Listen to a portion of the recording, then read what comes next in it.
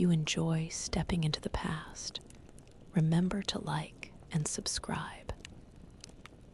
Now, tell me who should travel next and in what year. Before we begin another journey, I would really love to know which state you are listening from and what time it is where you are. Let me know in the comments. Imagine for a moment it's 10,000 BCE. You're on the wild, untamed Atlantic coast. The first thing you notice is the biting salt spray, a violent assault on your face, stinging your eyes, a harsh shock to every modern sense. He coughs, the taste of briny air thick and metallic in his throat, and the world tilts, unstable beneath his feet. The air itself feels different, heavy with the scent of damp earth, decaying seaweed, and something else, something primal and untamed, like raw, cold fear. He clutches at the wet, coarse sand, his fingers digging into shell fragments and small, rough pebbles, a far cry from the ergonomic textures of his own time. The roaring of the ancient ocean is a deafening, ceaseless presence, unlike any storm he's ever witnessed from the safety of a research vessel above the endless crash of waves. Primal screams echo from a nearby cluster of rough shelters, human voices, but raw, untamed, communicating a harsh existence he can barely begin to comprehend.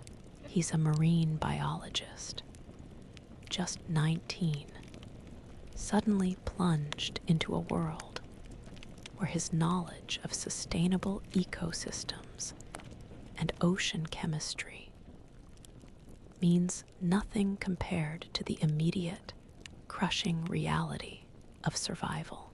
He sees crude, bone tools scattered on the sand, the remains of a fish half-eaten, its iridescent scales still clinging to the sand. His academic understanding of marine life clashes violently with the brute fact of immediate consumption he witnesses. The sheer scale of the coastline, untouched by human development, is breathtaking yet terrifying. Towering cliffs carved by ancient glaciers loom overhead, the wind whipping through sparse, hardy vegetation. A group of figures emerges from the rough hide tents, their movements swift and silent, their eyes wary. He feels a cold, crushing wave of ancient reality wash over him. These aren't people from a history book or a documentary. They are lean, hardened by constant exposure, their faces etched with the stark demands of their daily lives. He observes their fishing practices from a distance, seeing how they use woven plant fiber nets, heavy with shell weights, hauled in by brute force. His mind, trained in precise data collection, tries to catalog the species, the methods, the impact, but his body screams with cold and hunger. He watches them expertly butcher a large catch, the blood staining the sand, the rough gestures surprisingly efficient. His stomach twists, not just from hunger, but from the stark, visceral nature of it all. There's no refrigeration, no processing plants, just raw life and death. He notices the rich abundance of the coastal waters, teeming with fish, shellfish, and seals, a bounty that in his own time would be meticulously managed, conserved. Here, it is simply sustenance, taken when needed, without apparent thought for tomorrow's yield. The ocean, which he once saw through the lens of scientific inquiry and conservation, is now an immediate, brutal provider. As the days blur into a week, the constant chill, the unfamiliar smells, and the ever-present danger wear him down. He struggles with the coarse food, chewing on dried fish and tough roots. His modern assumptions about comfort and safety have been stripped away, leaving only the raw sensation of existence. He finds himself watching the tides, the movement of the fish, not with academic curiosity, but with a desperate, primal need to understand the rhythm of survival. The vast, indifferent ocean, his lifelong passion, now feels like a relentless, untamed force demanding respect. Or simply, his life, barefoot on coarse sand.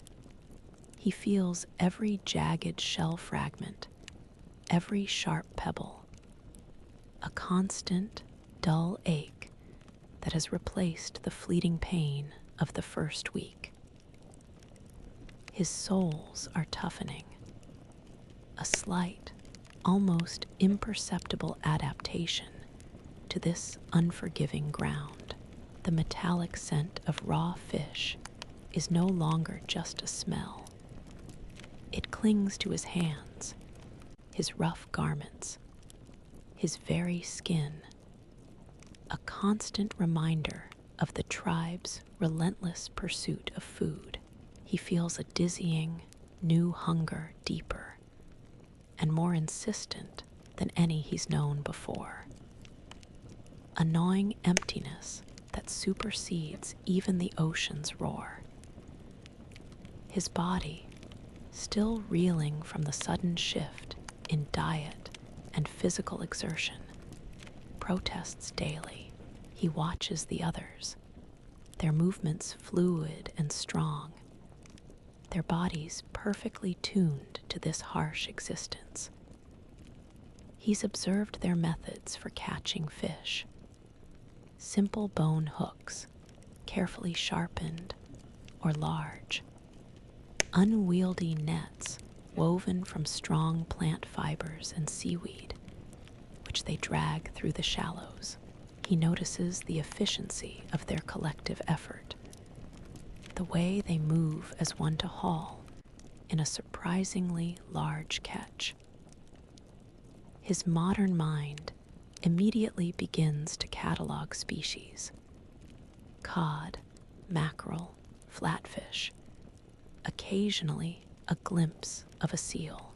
The abundance here is staggering, a testament to an ocean untouched by centuries of industrial fishing. He sees them gather shellfish from the intertidal zones during low tide, prizing mussels and clams from rocks with practiced ease, their hands impervious to the cold water. He tries to emulate them, but his fingers ache and stiffen. Yet, even as he struggles, his marine biologist's brain is working. He observes patterns: which tides bring the biggest fish, which rocky outcrops hold the most abundant shellfish, the way certain species migrate with the changing coastal currents.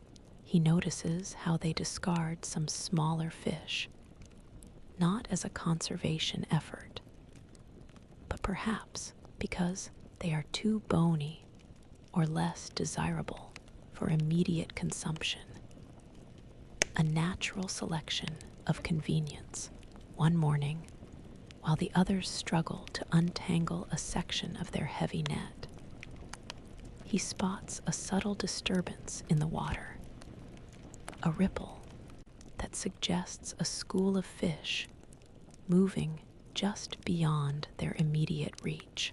He points, using exaggerated hand gestures and sounds he hopes are universally understood, towards a spot further down the beach where a small estuary meets the sea. The men hesitate, then one, a stoic elder with eyes that seem to hold the wisdom of generations, follows his gaze. He sees the ripple too. Without a word, he signals his group to move, adapting their fishing strategy based on the young outsider's silent observation.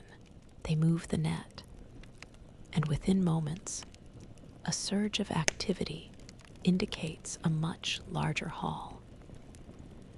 He feels a flicker of quiet satisfaction, a momentary triumph in a world that mostly demands endurance.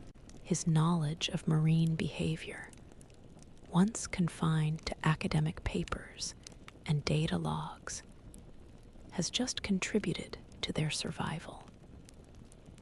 He helps haul the net, his muscles screaming, the metallic smell of fish now mingled with the salty sweat on his brow. He understands that while his scientific understanding of ecosystems is vast, the practical, gut-level knowledge of these people is what truly sustains them. This week has shown him that knowledge, in this raw existence, is only valuable if it translates directly into food and warmth.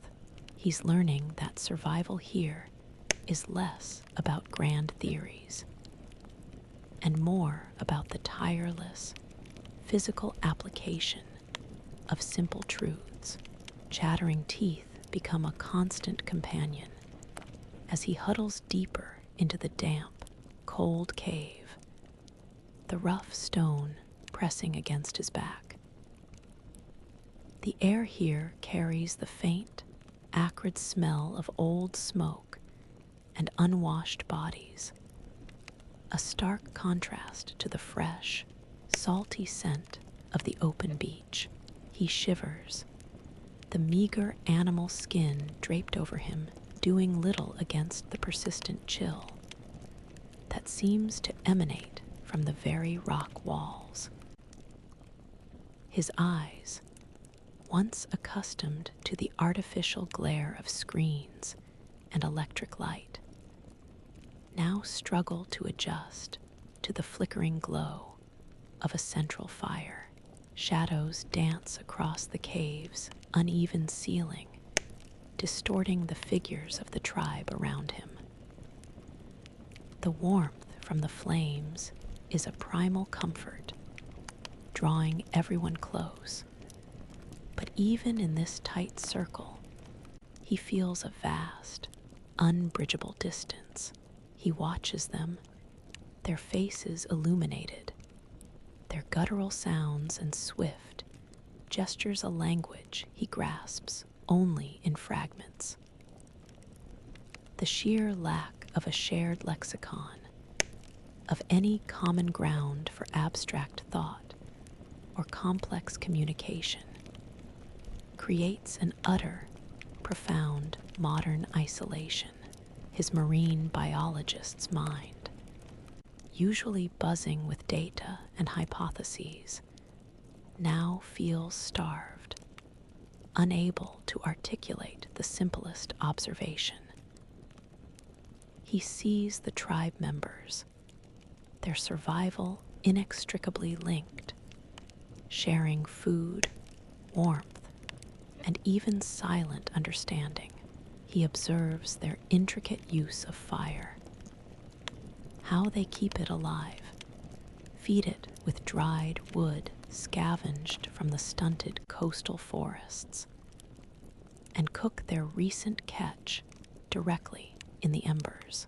His scientific understanding of combustion and energy transfer feels utterly irrelevant in the face of their intuitive mastery.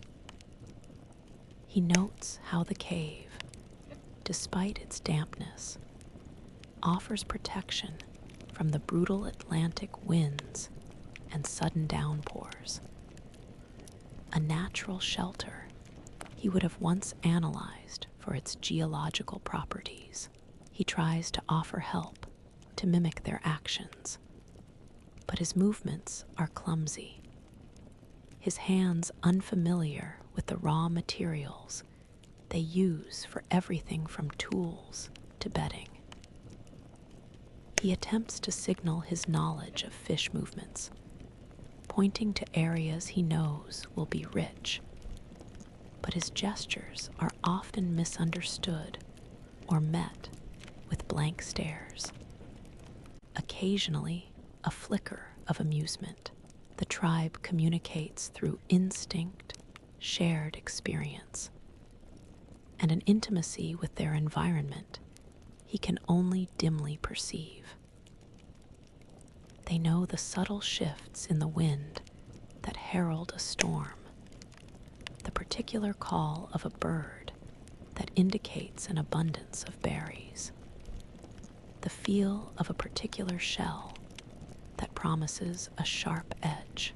As the week wears on, the isolation deepens.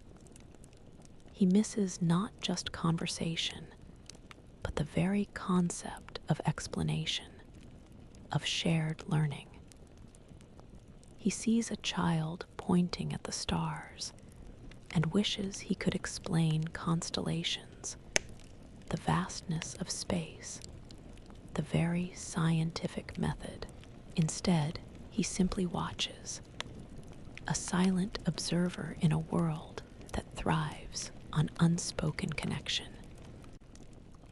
He understands that while his knowledge is immense, here it is a solitary burden, a wall built of words and concepts that mean nothing without a shared world to contain them. He yearns for a single word he truly understands, a connection that goes beyond the primal needs of food and warmth. A deep, resonant rumble rolls in from the horizon, a sound unlike any he's heard before, a primal growl from the ocean's depths that vibrates through his very bones. It is the guttural language of the Atlantic, speaking of immense, untamed power. The air has grown heavy, thick with an electric charge, and the usually clear sky has turned a bruised, ominous gray. The steady roar of the waves from previous weeks has intensified, each crash against the shore a louder, more violent assertion of force. He feels the damp earth beneath him tremble with the impact. He looks at the faces of the tribe members, huddled closer together near the cave entrance, and sees it clearly now. Fear, their eyes, usually sharp and watchful, are wide with an ancient apprehension, scanning the horizon. Their gestures become more agitated, their guttural sounds more urgent, pointing out towards the churning sea. He watches a young man, normally fearless in the water, pull back from the tide line, a visible shudder passing through him. The elders, usually calm, share worried glances, their expressions grim. This isn't just the ordinary respect for the ocean. This is genuine terror, a deep-seated dread of something they perceive as angry or vengeful.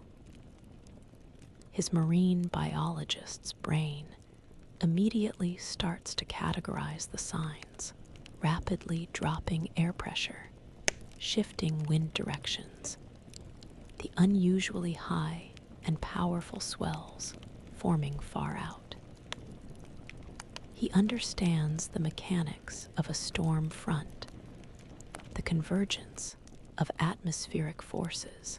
He knows that this isn't a mystical entity, but a predictable, albeit powerful, weather phenomenon. He remembers lectures on coastal erosion, storm surges, the destructive power of hurricanes and supercells. He sees the low-lying areas of their temporary settlement, vulnerable to the encroaching tides. He wants to warn them, to explain the potential for high water, to suggest moving to higher ground, further into the protective cliffs.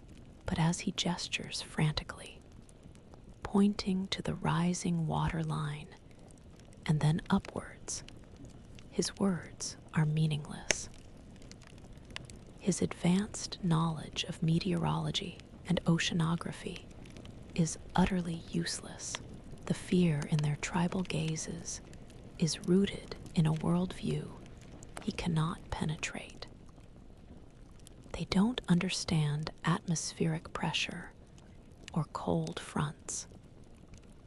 They understand the angry sea spirit, the unpredictable force of nature that demands respect or offers death. His gestures are met with blank stares, confusion, even a touch of suspicion. He sees the elder, the one who sometimes listens to his subtle observations, shake his head slowly, his eyes fixed on the turbulent water, not on the science he desperately wants to convey. A profound, terrifying helplessness washes over him. He knows what is coming, or at least, he can predict its potential severity. He sees the danger to their lives, to their meager belongings, to their very existence. Yet he is trapped within his own modern understanding, unable to bridge the gap to their ancient, instinctual knowledge. He is an observer with a terrifying foresight, rendered mute and impotent by the chasm of time and language. The very scientific knowledge that defined him, that gave him purpose, now feels like a solitary burden, isolating him completely in the face of an elemental threat. He realizes that sometimes knowing the truth is worse when you cannot change it. The relentless crash of waves, a sound that has become the very heartbeat of his existence, feels more insistent now, almost deliberate. He feels the damp air clinging to his skin, a constant reminder of the ocean's pervasive presence. Each receding tide seems to pull not just at the sand, but at his very sanity, dragging with it the last fragile threads of his former life. He glances at his hands, calloused and scraped, so different from the soft, data entry hands he once knew. The changes are physical, undeniable. The storm, a terrifying display of raw natural power, had passed, leaving behind a rearranged landscape. He sees evidence of its fury, splintered driftwood piled high, new channels carved into the beach, and the dislodged bodies of marine creatures. A stark reminder of the ocean's indifference. He sees the tribe, resilient and resourceful, immediately begin to salvage what they can, gathering washed-up fish and usable timber.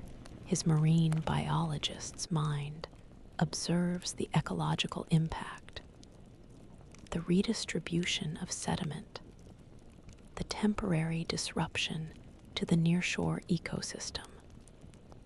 But his practical self is focused on the immediate need for sustenance. He now moves with a slightly greater ease among the tribe, his body more accustomed to the ceaseless activity. He carries heavy baskets of shellfish, his muscles protesting less with each passing day. He observes the vast, unchanged prehistoric sea looming before him, an endless expanse of churning blue-gray. It is both beautiful and terrifying, a world of pure, untamed nature. He realizes, with a chilling clarity, that this is truly real. This isn't a simulation, a dream, or an elaborate experiment.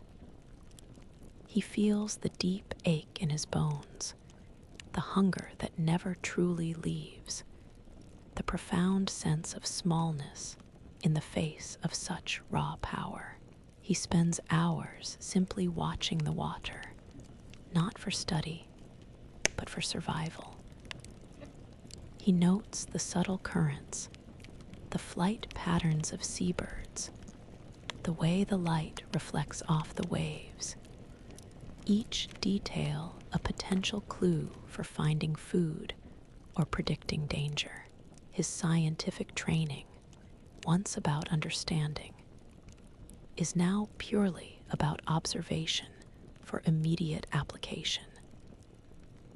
He sees the tribe members working tirelessly. There lives an unbroken cycle of hunting, gathering, and preparing for the next meal or the next storm. Their knowledge is born of countless generations living in intimate connection with this very coast, a wisdom far deeper than any textbook could convey.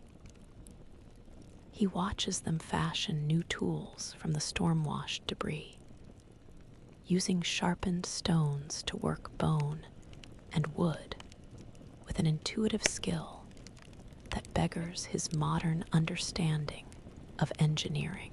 He attempts to help, offering a stronger way to lash a piece of wood, demonstrating a knot he learned on a research vessel. They watch him with a mixture of curiosity and stoicism, often adopting his method if it proves superior, but never questioning his intent. The language barrier remains a profound chasm, but shared labor has become a bridge of sorts. As the week closes, a new understanding settles within him. The overwhelming presence of the ancient sea is no longer just a spectacle. It is his entire world, demanding every fiber of his being. He knows now that he must become as wild and adaptable as the coast itself, or he will simply cease to exist. The cold, sharp edge of a stone tool presses against his thumb, a tangible reminder of the brutal simplicity of this world. He's learning to wield it, to chip away at bone and wood, his movements still awkward, but less hesitant than before. The rhythmic chill of the early morning hunt now penetrates deeper than his rough clothing, a constant, invigorating shock that slowly awakens his senses. The air smells damp and earthy, carrying the faint scent of wood smoke and the sharp tang of the sea. he rises before dawn. As the first gray light streaks the eastern sky, joining the other men of the tribe. His marine biologist's instincts, once focused on data analysis, are now finely tuned to observation of a different kind, tracking stealth, the subtle signs of prey. He feels the damp sand beneath his toughening feet, no longer wincing with every sharp shell. They move in silence, a coordinated unit, their footsteps almost absorbed by the soft ground. He observes their quiet communication, a series of hand signals and low grunts, a wordless language he's beginning to intuitively understand. Today, the hunt is for seals, a vital source of fat and protein, especially as the colder months approach. He watches the experienced hunters, their bodies low to the ground, moving with an almost liquid grace along the jagged coastline. They know the seals' favorite basking spots, the best times to approach, the intricate dance of predator and prey. His scientific understanding of animal behavior, of apex predators and their ecosystems, is strangely relevant here, albeit in a raw, practical sense. He recalls studying marine mammals, their social structures, their vulnerabilities. Here, that knowledge translates to a clearer understanding of the hunt strategy. He is handed a heavy, pointed spear, its tip crafted from a smoothed, sharpened bone. The weight feels unfamiliar, awkward in his hands. He tries to hold it steady, to mimic the posture of the hunter beside him, a man whose muscles ripple under his animal skin tunic. His heart pounds, not just from the exertion of the stealthy crawl, but from the raw, visceral reality of taking a life. He remembers lectures on ethical harvesting, sustainable practices, the careful balance of marine ecosystems. Here, ethics are simplified, survival. The lives of these animals mean the life of the tribe as they finally approach a small colony of seals lounging on a sun-drenched rock outcrop. He feels the tension in the air. The other hunters move with precision, their eyes fixed, their breathing shallow. He lifts his spear, his arm trembling slightly. This isn't theoretical fieldwork. This is the stark, immediate act of sustenance. His modern assumptions about the separation between humans and nature, about detached observation, are shattered. He is no longer just observing. He is participating, an active part of this ancient food chain. As the week draws to a close, he feels a profound shift within him. The fear of cold and hunger is still present. But now, a new, primal purpose is emerging, born from the rhythmic chill of the hunt and the sharp edge of necessity. He is learning to be a hunter, not just a scientist. The sticky smell of nets drying in the sun, a complex aroma of salt, fish, and damp plant fibers, is now a familiar and almost comforting presence. He runs his fingers over the coarse weave, noticing the meticulous repairs, the knots tightened by countless hands, the constant sound of the ocean, a less violent presence this week, forms a rhythmic backdrop to the rustling of the nets and the soft murmurs of the tribe. This week brings a renewed focus on fishing, the ocean offering a different kind of challenge. He finds himself spending hours by the water, observing not just for food, but for something more. He watches the smaller fish darting in the shallows, the patterns of their movements, the places they congregate. His marine biologist's instinct for understanding ecosystems kicks in, a dormant part of his mind awakening. He sees the efficiency of the tribe's current net fishing techniques, but also their limitations. The broad, shallow nets work well for large schools near the shore, but miss the deeper, potentially richer catches. He starts experimenting, using discarded plant fibers to weave smaller, finer nets. Unlike the heavy ones the tribe typically uses, his hands, still clumsy, slowly learn the intricate patterns. He remembers methods from his studies, ancient and modern, for targeted fishing. He tries to adapt the concept of a gill net, a single wall of netting set vertically in the water to entangle fish by their gills. But with the primitive materials available, it's a slow, frustrating process. His fingers often fumbling, the fibers breaking. One afternoon, during a lull in the regular communal fishing, he takes his small, hand-woven net to a rocky cove. A spot he's observed has deeper water and different fish activity. He casts it, an awkward motion, and waits. After some time, he pulls it in.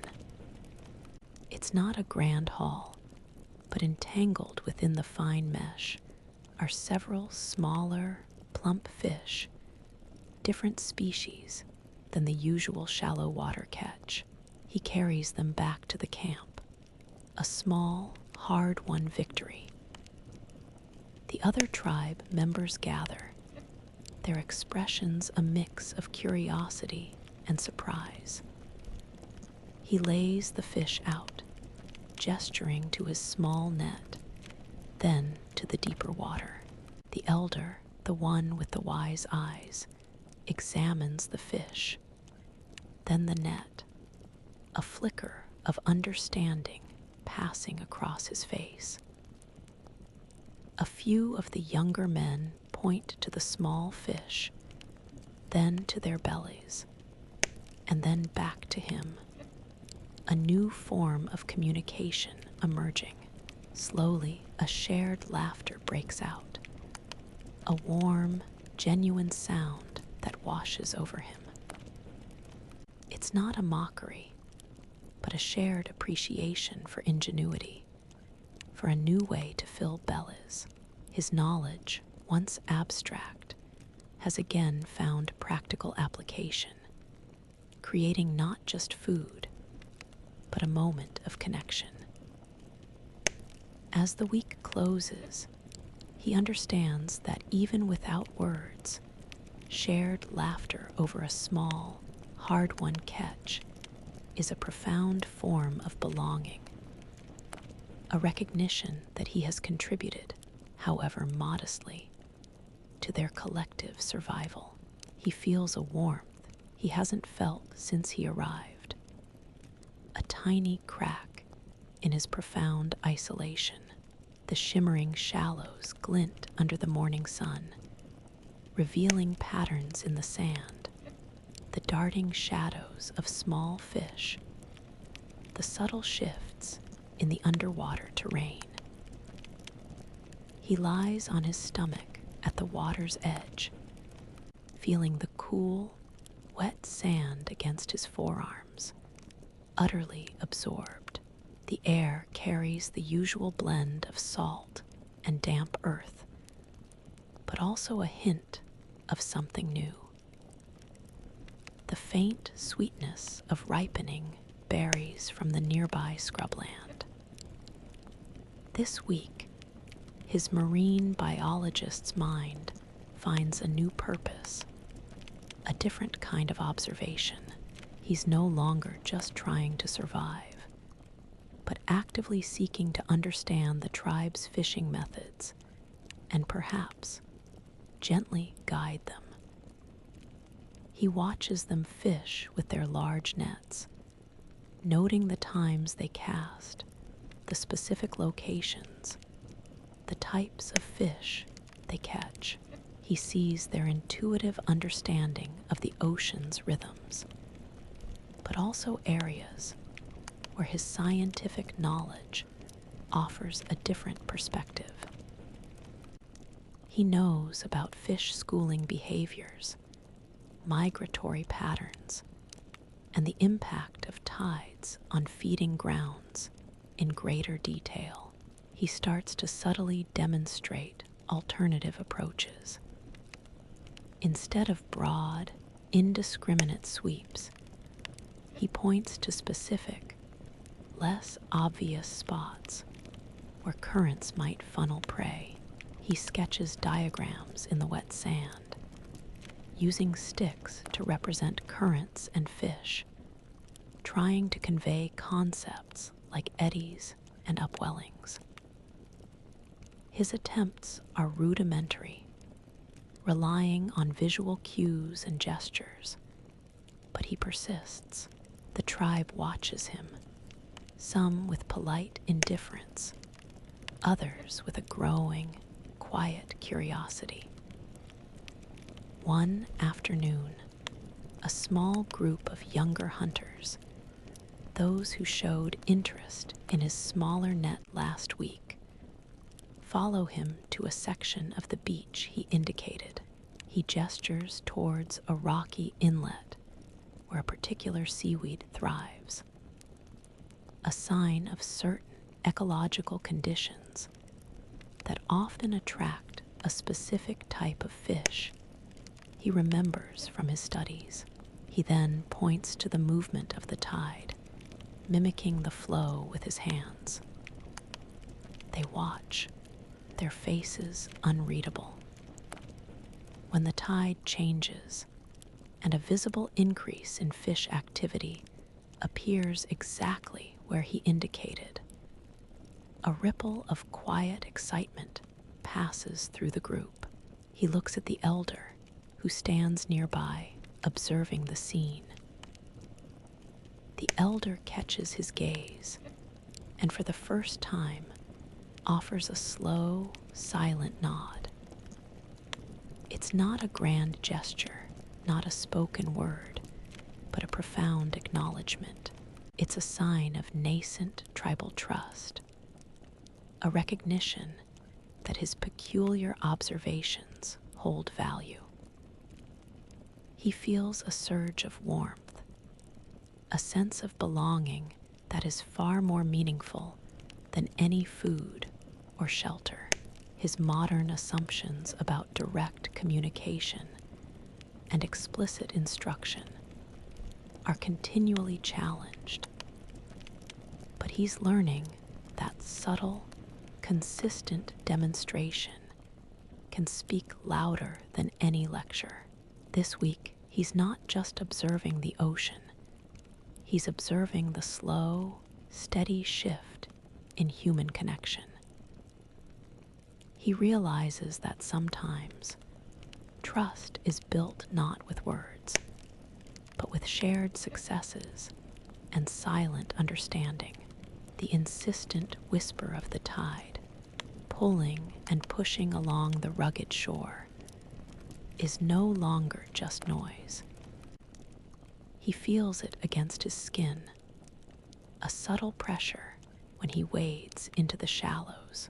He is finding familiar currents, the very arteries of the ocean he once charted with advanced instruments, now revealed through the simple feel of the water and the keenness of his own observations. The metallic scent of the sea is always present, but now he notices subtle changes in its intensity, tied to the shifting water masses.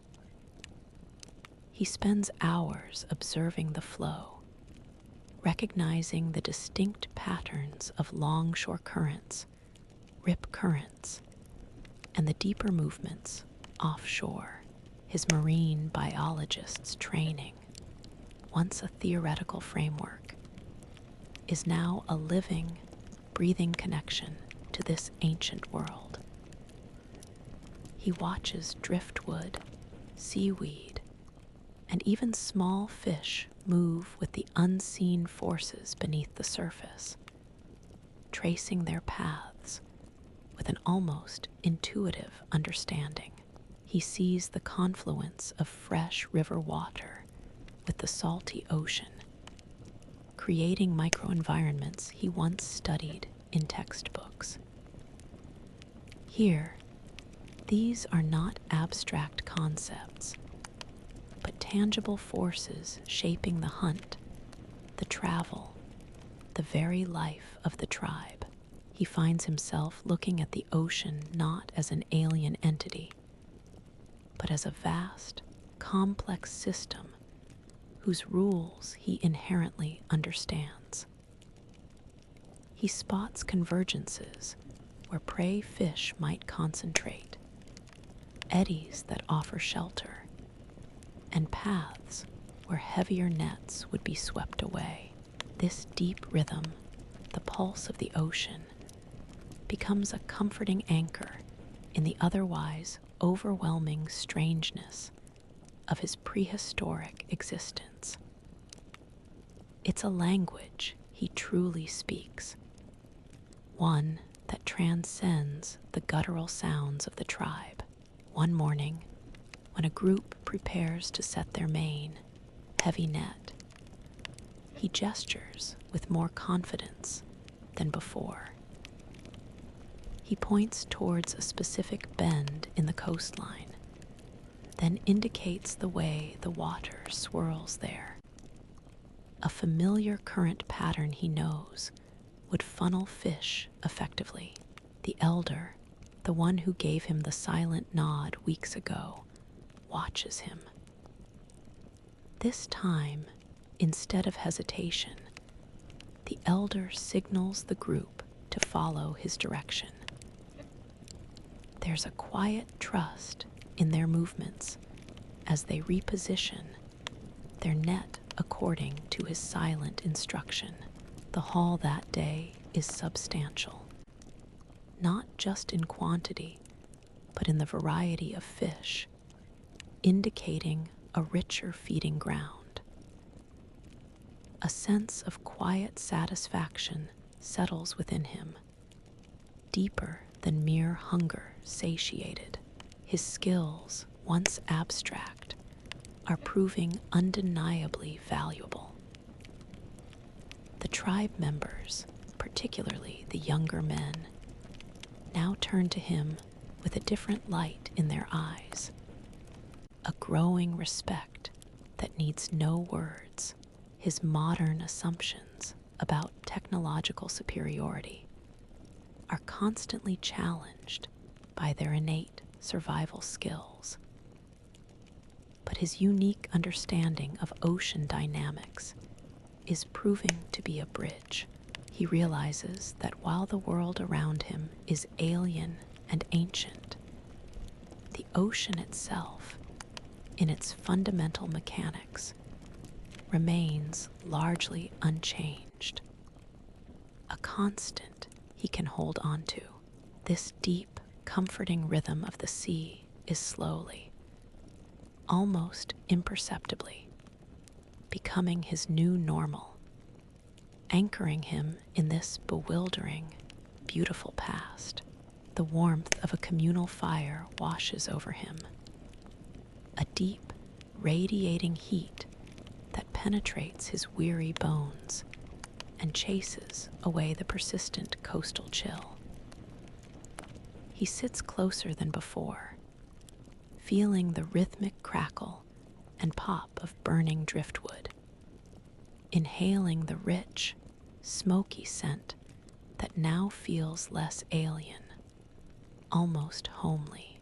The soft murmur of voices, still largely incomprehensible, creates a soothing backdrop, no longer amplifying his isolation, but forming a gentle, living tapestry around him. He holds a large, steamed mussel shell in his toughened hand, the delicate meat within warm and succulent. The taste of cooked shellfish, sweet and briny, is a profound pleasure, a stark contrast to the rough, sometimes raw, meals of earlier weeks. This food, a direct result of the more abundant catch from the improved net placement he suggested last week, feels different. It's not just sustenance. It's a tangible fruit of his shared effort, a symbol of nascent cooperation. His marine biologists' understanding of the intertidal zone, of mollusk habitats and harvestable populations, feels directly connected to the warmth in his belly. He watches the faces around the fire, illuminated by the dancing flames. He sees a child curled against a mother, eating with wide-eyed contentment.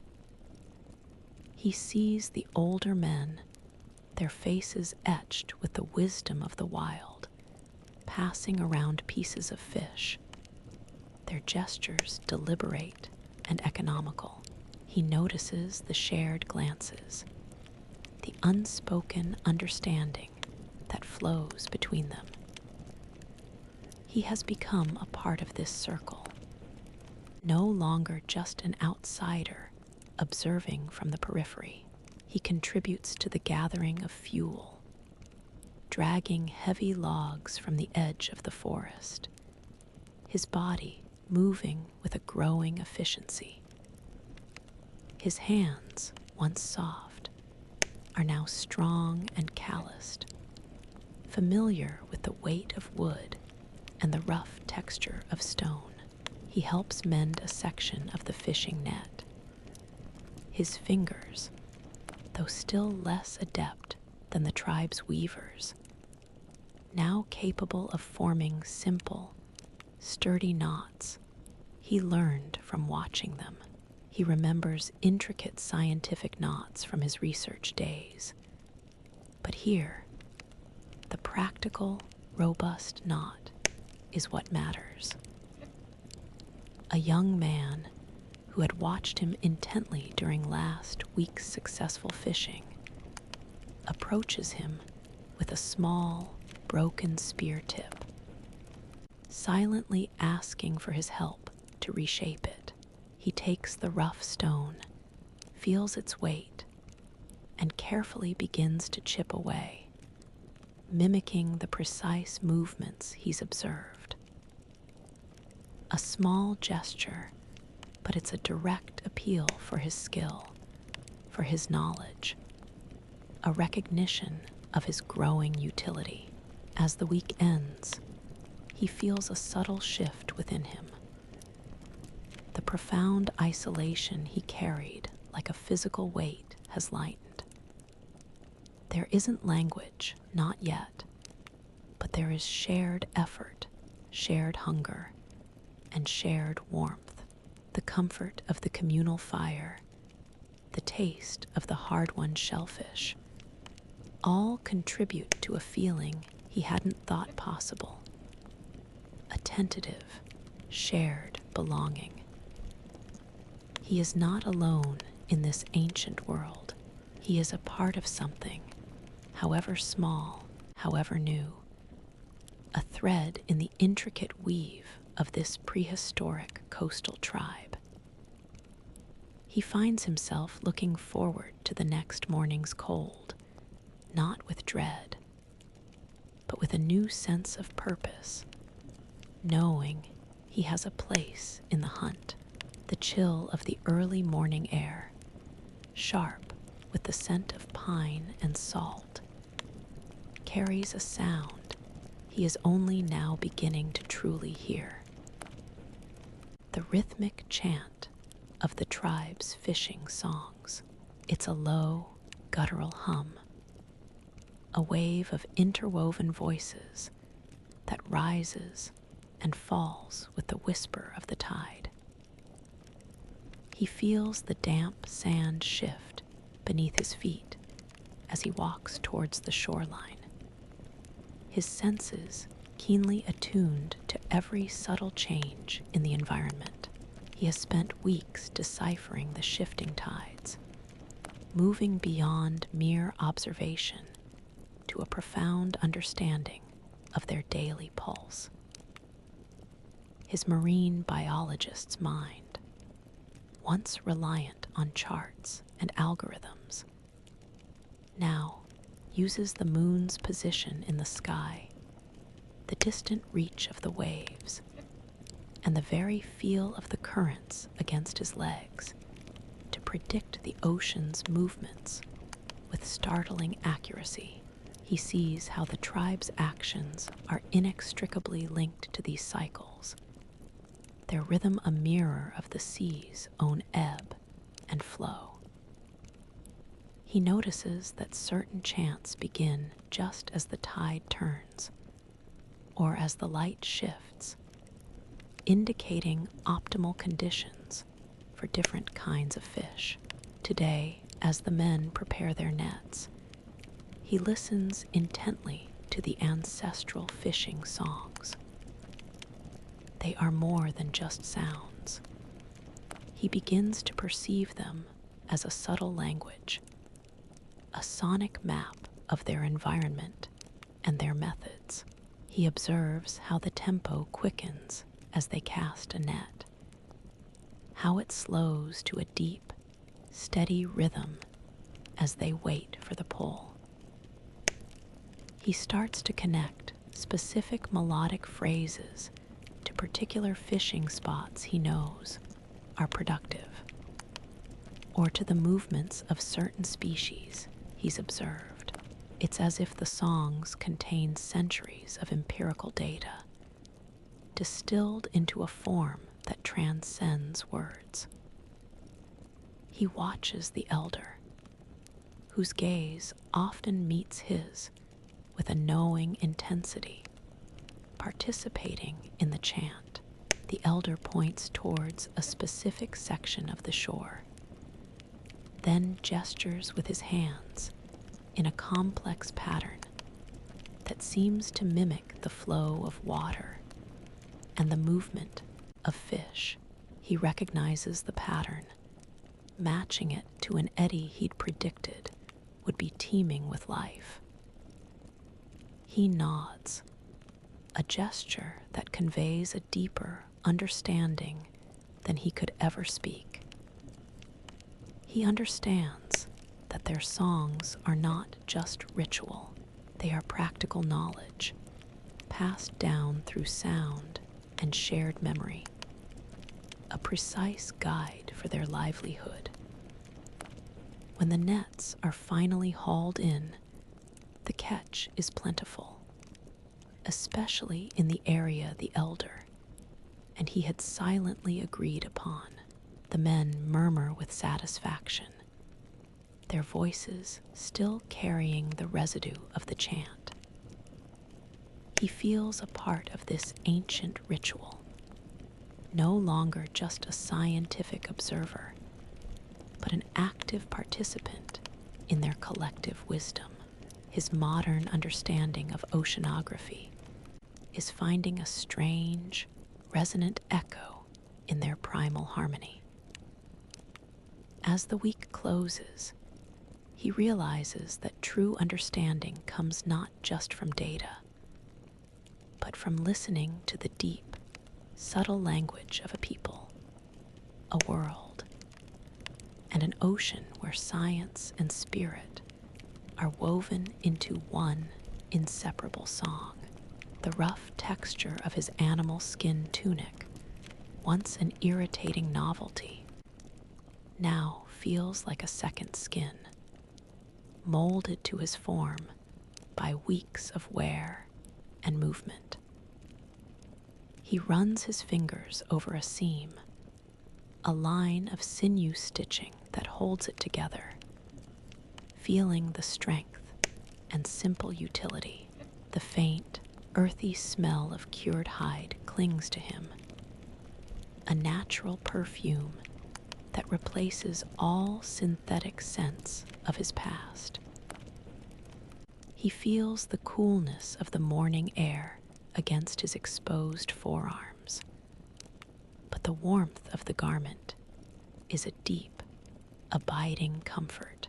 This week, the rhythm of tribal life draws him deeper into shared labor, tasks not directly related to fishing, but essential for survival. He joins the women and older men in processing animal hides, a messy, arduous job.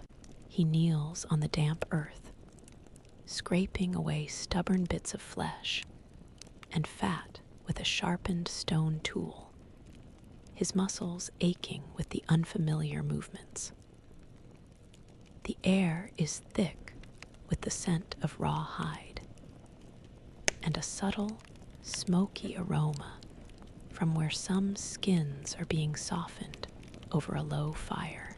He observes their methodical efficiency, the precise angle of their scraping tools, the patient repetition required to transform a stiff, raw hide into pliable leather. His marine biologist's precision, once applied to dissecting specimens and charting ecosystems, now finds a new outlet in these manual crafts. He tries to apply a consistent pressure to understand the fibers of the skin, much like he would analyze the structure of a coral. He watches closely, learning to differentiate between different stages of the scraping process, knowing when a hide is ready for drying or softening. His hands, though still prone to clumsy movements, are becoming stronger, more coordinated, familiar with the weight and resistance of these natural materials. He also participates in gathering plant fibers from the coastal vegetation, stripping leaves and stems, and learning to twist them into strong cords for mending nets or weaving baskets. It's monotonous work, but as he sits amongst the others, his fingers moving in practiced, if still slow motions, a sense of unity descends upon him. There are no words, but there are shared grunts of exertion, the rhythmic sounds of work, and the occasional glance of encouragement or silent instruction. He feels the warmth of other bodies close by, the subtle brushing of shoulders, the unspoken acknowledgement of shared purpose.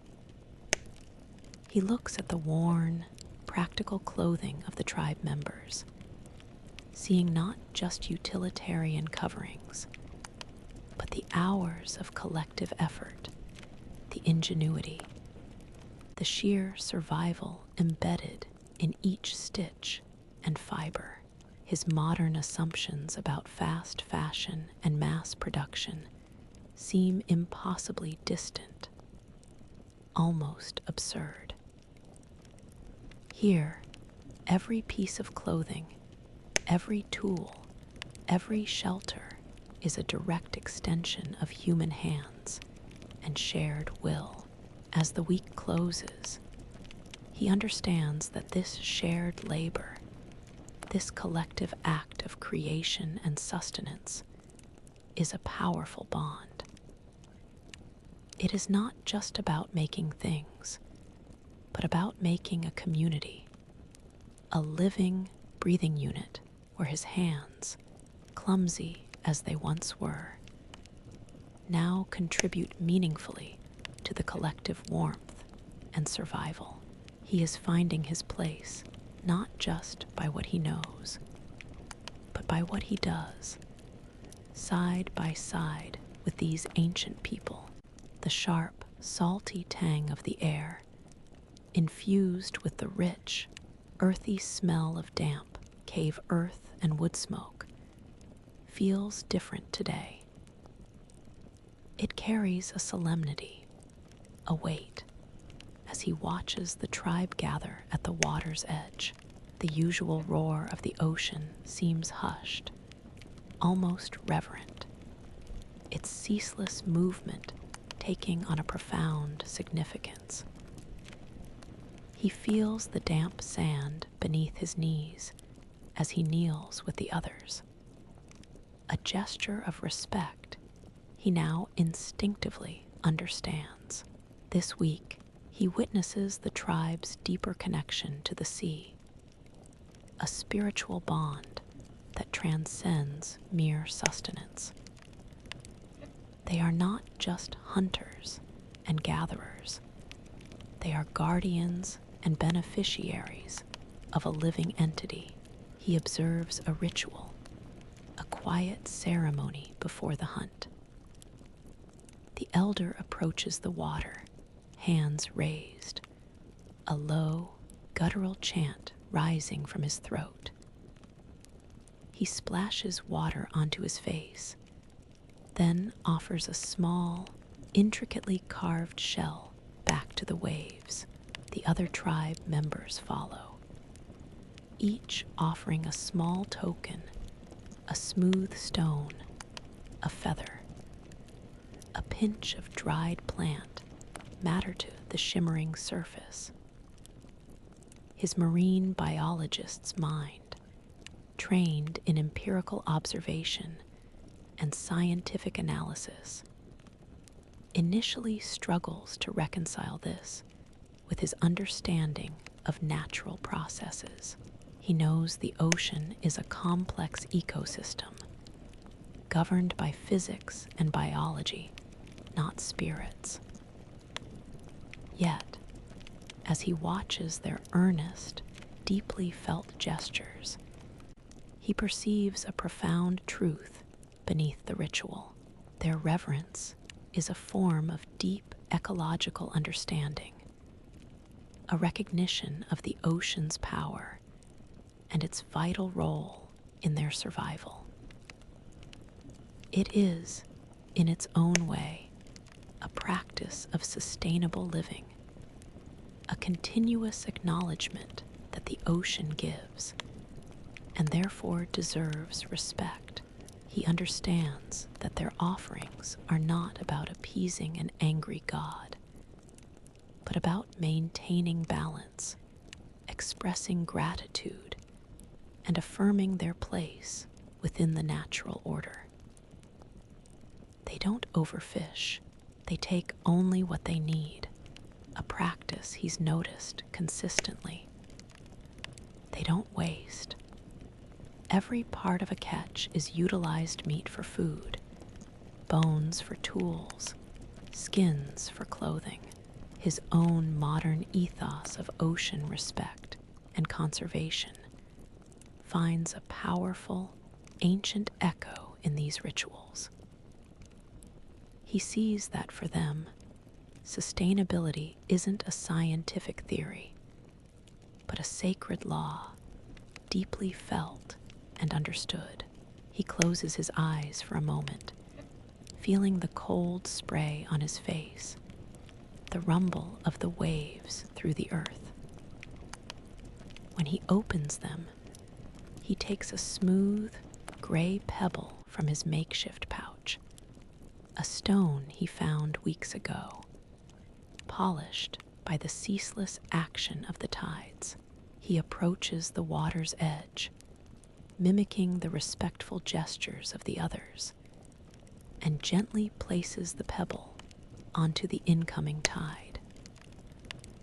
It's a silent offering, a heartfelt acknowledgement of the ocean's power and generosity.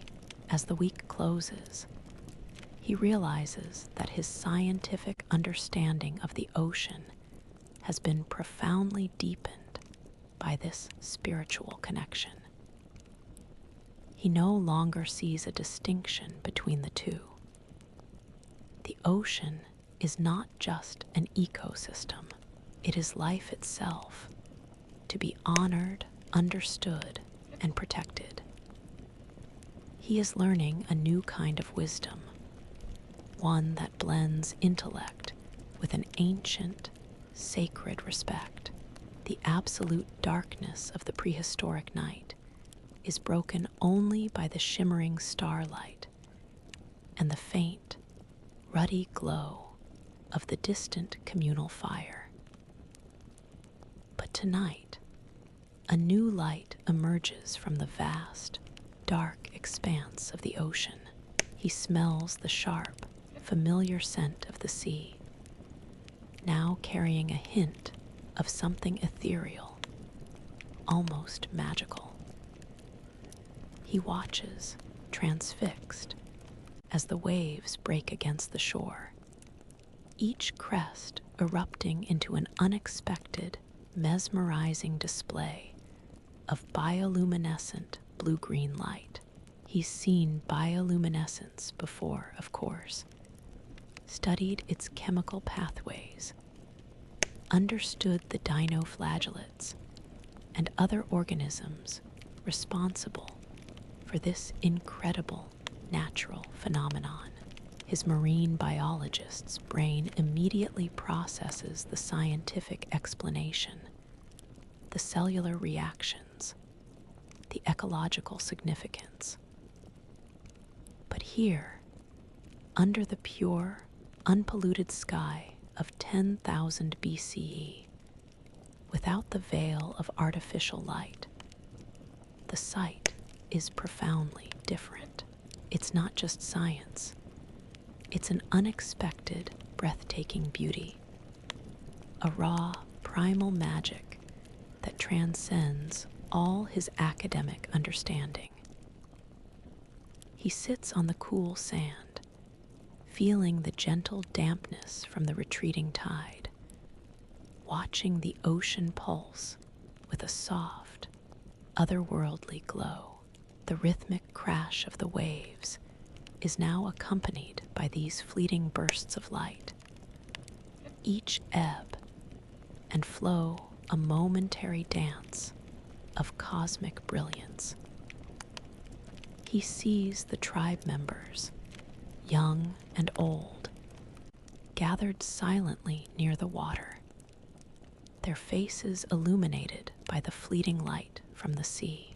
There are no shouts, no panicked calls, just a quiet, shared awe. Children point with small fingers, their expressions a mixture of wonder and reverence. The elder, usually so stoic, stands with his gaze fixed on the glowing water, a faint smile playing on his lips. His own modern assumptions about the human experience, about the separation of science and wonder, begin to unravel. He realizes that for these people, this phenomenon is not just light. It is a manifestation of the ocean's living spirit, a magical secret shared only under the deepest night. His scientific knowledge gives him an explanation, but their ancient wonder gives the phenomenon its soul. He feels a deep, unshakable connection to the moment, a sense of profound, ancient wonder that echoes their own. He reaches out a hand, letting a shallow wave wash over his fingers. As the water retreats, a faint, sparkling trail of blue-green light clings to his skin for a fleeting second before fading back into the darkness. It's a sensory confirmation, a physical touch with the magic of this ancient world. As the week closes, he understands that while his scientific mind gives him answers, it is moments like these unanticipated, breathtaking, and shared in silence that truly connect him to this time and to these people. He is learning that knowledge is not just about facts, but about the profound, shared experience of wonder, a universal human response that binds generations across millennia. The familiar weight of a fishing spear, its bone tip smoothed and sharpened by his own hands, feels balanced and natural in his grip. He traces the rough grain of the wooden shaft, inhaling the faint, earthy smell of the materials he's helped gather. The rhythmic crash of the waves against the shore is no longer a deafening roar, but a constant, comforting pulse, a deep breath of the vast entity he now understands with both mind and body. This week, his integration into the tribe reaches a new depth as he fully embraces the role of a hunter.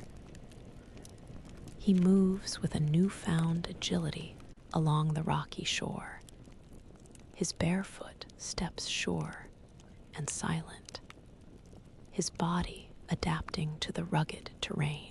His marine biologist's eye, once used to spotting microorganisms under a lens, is now scanning the shimmering shallows for the subtle flick of a fin, the shadow of a passing fish. He can feel the currents against his legs, understanding instinctively where fish might gather or where they might be driven by the tide. He joins a small group of hunters, young men mostly, who now often seek his company, their silent gestures inviting him to participate. There's a quiet respect in their eyes, a recognition of his growing prowess. He has learned to read the subtle signs of the ocean, the particular cry of a seabird indicating a school of fish, the way the water color shifts above a deeper channel, the sudden stillness that signals a predator nearby. His scientific knowledge of marine behavior, once purely academic, has transformed into a vital, practical skill for survival. He stands in the cool, waist-deep water, the spear poised. He watches a school of mullet darting just beyond his reach. He remembers lessons on sustainable fishing, on not taking more than needed, on respecting the balance of the ecosystem. Here, that lesson is ingrained in the tribe's practice. They don't gorge, they don't hoard. They take what is necessary, and every part is used. He waits patiently for the perfect moment, his breath held. His muscles are tense, his focus absolute. This is not sport, it is sustenance, the direct link between his effort and the next meal for his tribe. He thrusts the spear, a swift, practiced motion that now feels natural unhesitating. The impact is solid, a clean strike.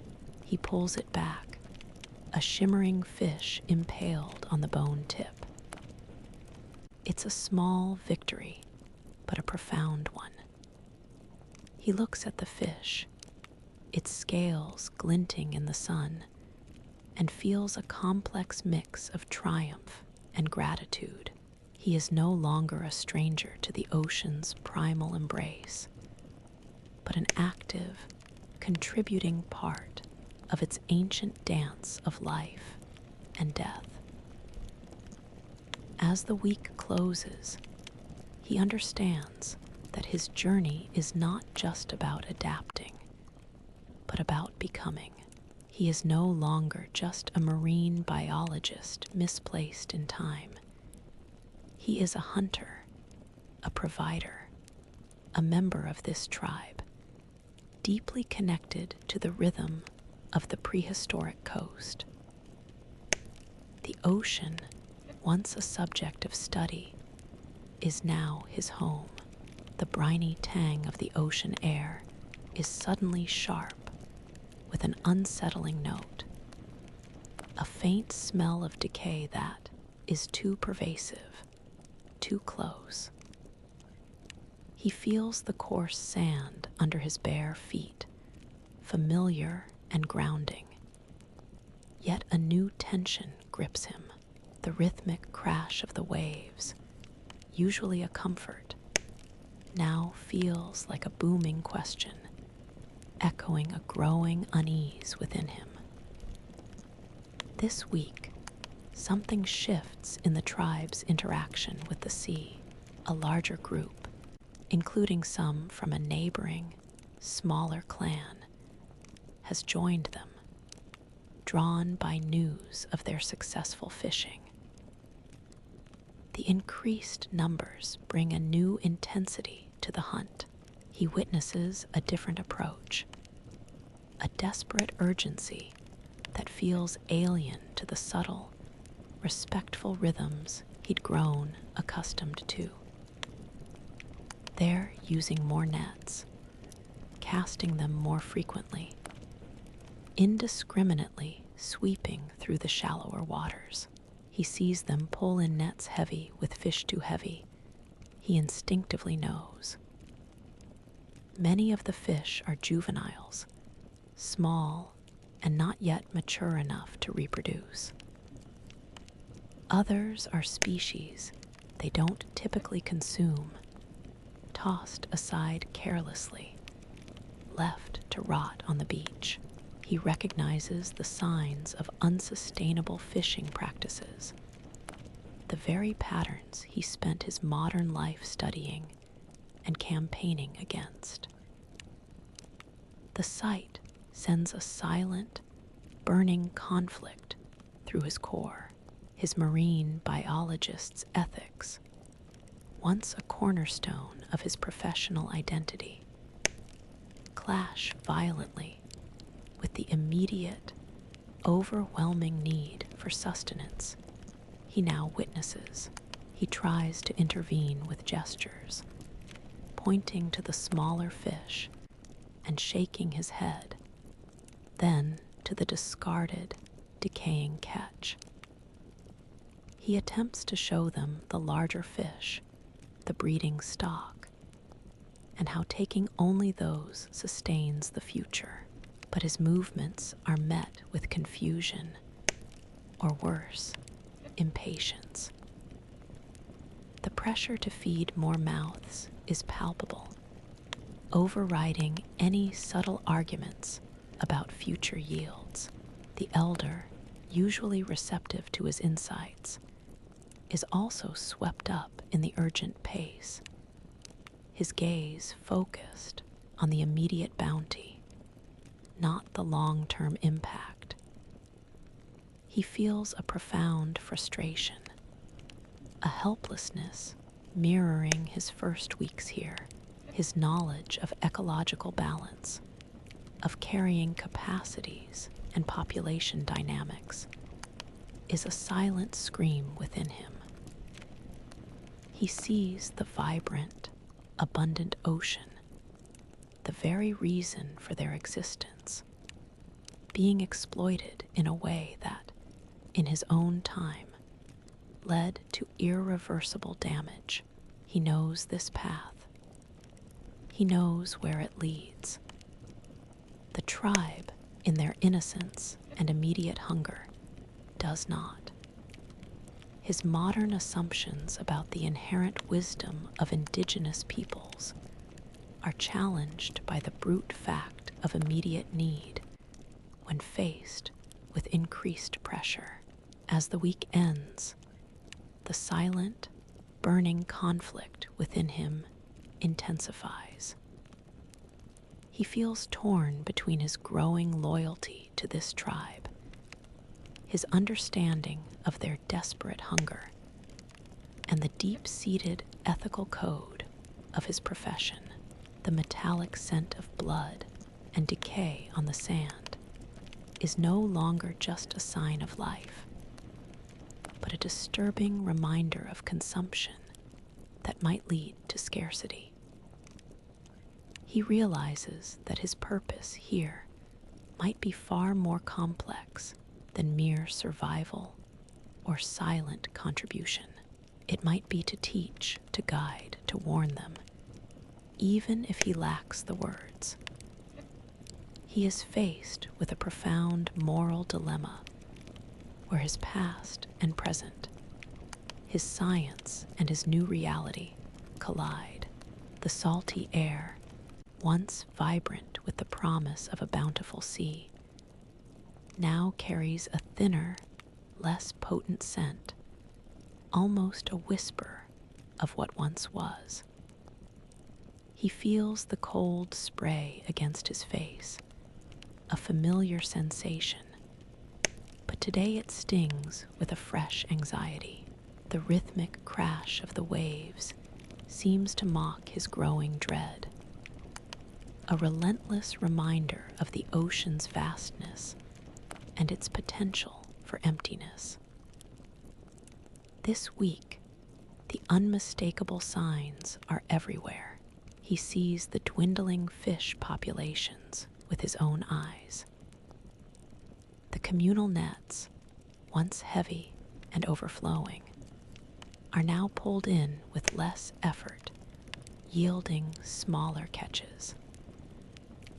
The shimmering schools of fish he once observed in the shallows are fewer, their movements more hesitant. He notices the tribe members, their faces more drawn, their movements carrying a new, quiet desperation. The temporary abundance of the past few weeks, fueled by the arrival of the smaller clan and intensified fishing, has given way to a palpable scarcity. His marine biologist's brain, which meticulously tracked oceanic health in his own time, now feels like a burden. He sees the patterns, the indicators: fewer spawning fish, less diverse catches, the telltale signs of overfishing. He knows the long-term consequences, the devastating impact on ecosystems, the collapse of entire fish stocks.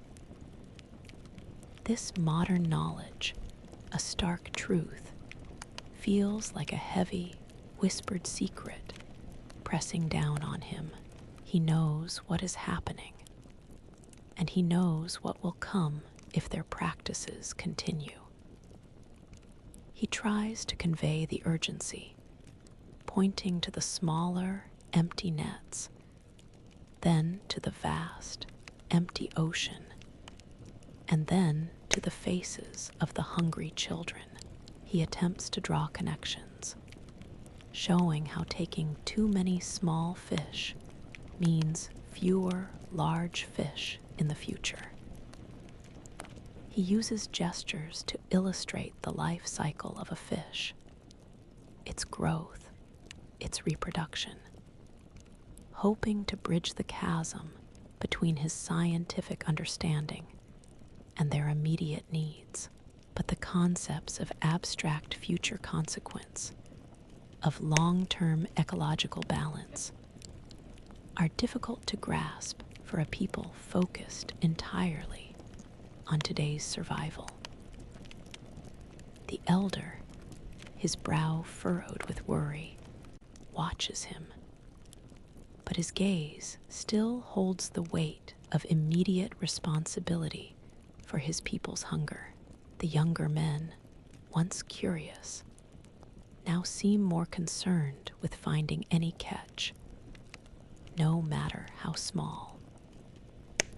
His modern assumptions about the easy acceptance of scientific truths are shattered by the primal reality of a hungry belly. He sees their desperation, their struggle, and it makes his own scientific urgency feel almost abstract, selfish. As the week ends, the silent conflict within him deepens into a profound sadness. He carries the heavy burden of knowledge, of knowing what is being lost and what could be done, yet being unable to articulate it effectively. The silence of the dwindling fish, the hunger in the eyes of the tribe, all weigh heavily. He realizes that sometimes knowing the future is a terrible curse, especially when you are powerless to change the present. He must find a way to make them see, not just hear, the consequences of their actions before the rich, vibrant ocean they depend on becomes truly empty. The metallic tang of the ocean air, once a symbol of life and abundance, now carries a faint, persistent scent of desperation. A subtle shift he feels in his gut. He stands on the shoreline, the coarse sand cold beneath his toughening feet, watching the dwindling returns from the tribe's fishing efforts. The rhythmic crash of the waves feels like a constant argument, a debate between his scientific knowledge and the stark reality around him. This week, the scarcity is undeniable. The tribe's movements are more subdued, their voices quieter. Children cry with a hungry whimper more often. He sees the weary resignation in the faces of the hunters, their efforts now yielding barely enough to sustain them. His own stomach, accustomed to periodic hunger, now feels a deep, gnawing conscience. He knows why this is happening. He has the knowledge, the understanding of ecological collapse, of feedback loops and carrying capacities that could prevent this. The question burns within him. Should the future interfere? His modern understanding of the butterfly effect, of unintended consequences, of the ethical implications of altering a prehistoric culture, weighs heavily. He came here as an observer, an ordinary person experiencing the past. But now, he sees a path to inevitable hardship, perhaps even collapse, if their fishing practices don't change. He grapples with the ethics of intervention. Is it his place to impose his modern understanding of sustainability on a society that only knows immediate survival? What if his interventions, however well-meaning, disrupt their cultural evolution in unforeseen ways? He watches the elder, his face lined with concern, his gaze fixed on the sparse catch.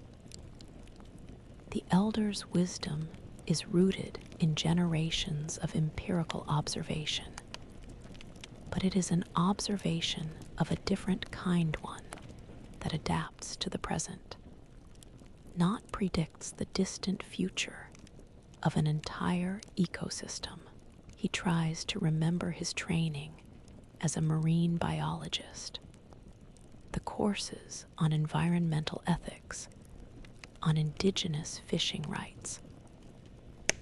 But those abstract concepts feel impossibly distant, almost luxurious, in the face of such raw, immediate hunger. He sees the younger men, frustrated and tired, attempting to cast nets in new, unexplored areas, driven by a desperate hope. He knows some of those areas are nurseries, vital for the regeneration of fish populations. He feels the urge to stop them, to point them towards sustainable methods, even if he risks being seen as an impediment, an oddity. His modern assumptions about the clear moral imperative of environmental protection are clashing with the nuanced, complex reality of survival in a primitive society. He is not just a scientist anymore. He is a participant, and his choices have weight. As the week closes, the gnawing conscience grows stronger. The fear of disruption, of being an unwelcome harbinger of change, battles with the fear of standing by while a community he has come to belong to slowly exhausts its vital resources. He realizes that neutrality is no longer an option. The future, his future, is inextricably linked with theirs. He must choose, remain a silent observer, or risk everything to impart the knowledge that could save them, even if it changes them forever. The ocean, once a source of comfort, now reflects the profound moral dilemma within him. The metallic tang of the cold morning air seems to hold his breath, a stark clarity that matches the decision solidified within him. He feels the damp sand under his feet, cold and unforgiving, but no longer fears its bite. The ceaseless roar of the ocean is a compelling presence, a constant reminder of the life it gives and the life it could lose. This week, the choice is clear. The dwindling catches, the increasing hunger in the tribe, can no longer be ignored. The burden of his modern knowledge is too heavy to keep as a secret.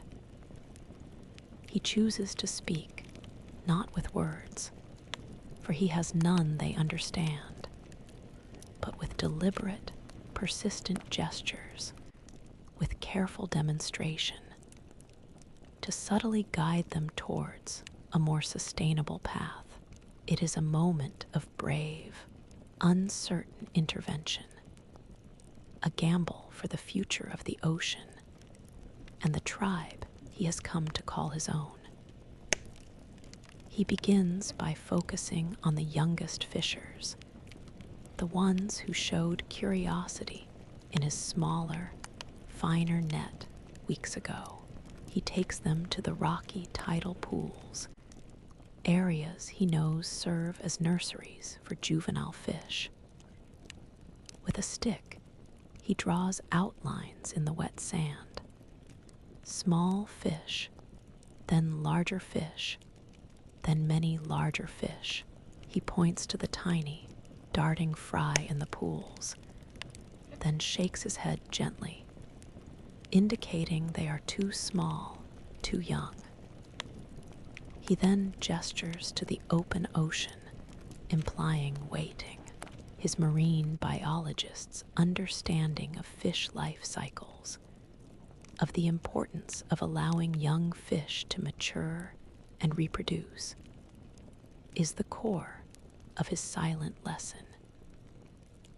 He demonstrates how to mend nets with a smaller mesh, showing how it lets the tiny fish pass through unharmed while still catching larger, more mature ones.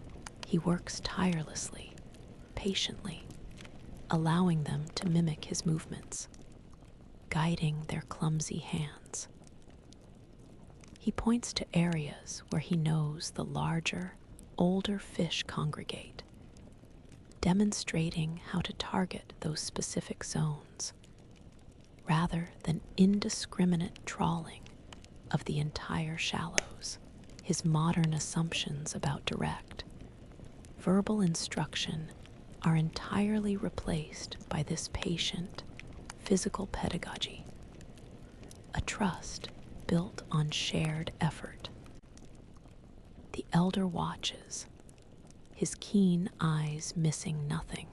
He doesn't intervene, but a quiet intensity in his gaze indicates his observation. He sees the slow understanding dawning in the eyes of the young fishers, the way they begin to select their catches more carefully, releasing the smallest fish with an almost reverent gesture. The immediate hunger is still present, but a flicker of long-term thought, a nascent respect for the ocean's future, begins to emerge. It's a delicate balance, this act of guidance, walking the line between teaching and imposing. As the week ends, he feels a tremor of hope mixed with profound anxiety. He has planted a seed, a tiny ripple in the vast ocean of time. He has chosen to interfere, to share his knowledge, trusting that the future he holds in his mind can illuminate their present. The success is not immediate or dramatic, but in the subtle shift in their movements, the careful selection of a single fish, he sees the potential for change. He realizes that sometimes the greatest bravery is not in fighting, but in teaching, in offering a quiet hand to guide, even when the outcome is utterly uncertain.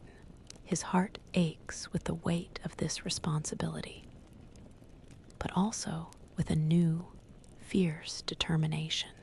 The rhythmic sigh and pull of the ocean, a constant, living breath along the shore, has become his most precise clock.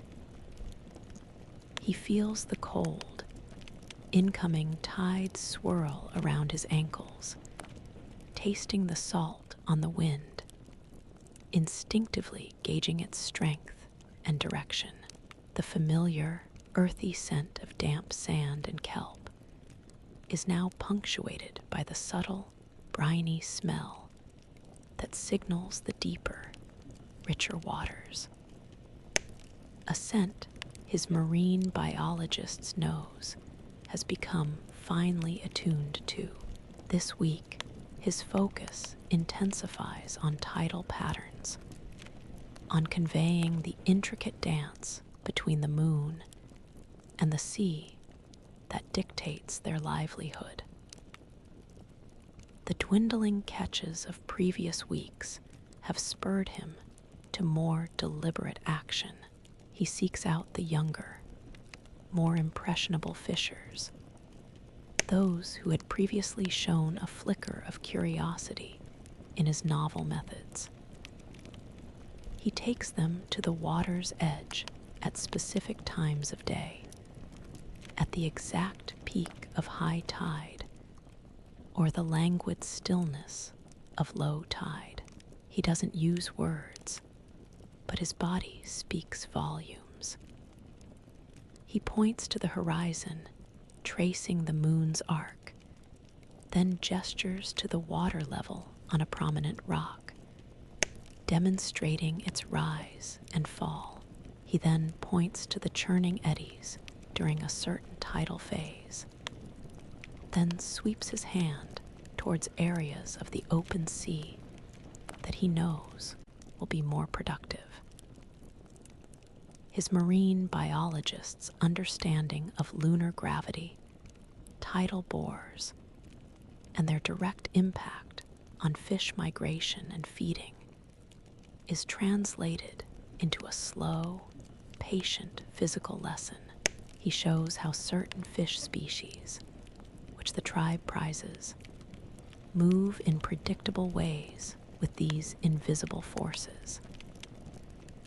He takes them to a previously overlooked stretch of rocky shore, indicating that at a specific low tide, a bounty of a particular type of shellfish or a unique collection of smaller, reef-dwelling fish would be exposed. The younger men, initially hesitant, watch him. They see his earnestness, his dedication. They have seen his predictions come true before, albeit on a smaller scale. Slowly, they follow his lead, wading into the chilly water, setting their nets, or searching the exposed rock pools at the precise times he indicates. The elder, whose face usually held an unreadable stoicism, observes these new patterns from a distance. He watches the younger men return with a slightly more substantial, more varied catch, following the outsider's strange, silent guidance. A ripple of change, subtle yet distinct, begins to stir within the tribe.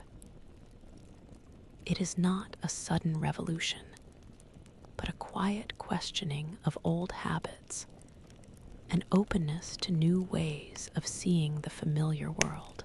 His modern assumptions about the linearity of progress are challenged by the organic, hesitant way new knowledge takes root. As the week closes, he feels the weight of a monumental task, but also the first stirrings of success. The hunger is still there, a constant reminder, but now it is tempered by a fragile hope.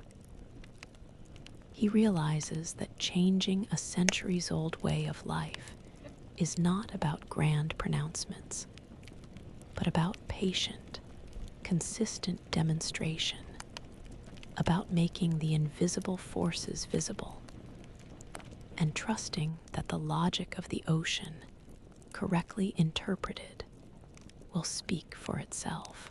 The first ripple has been cast. Now, he waits to see if it will grow into a wave.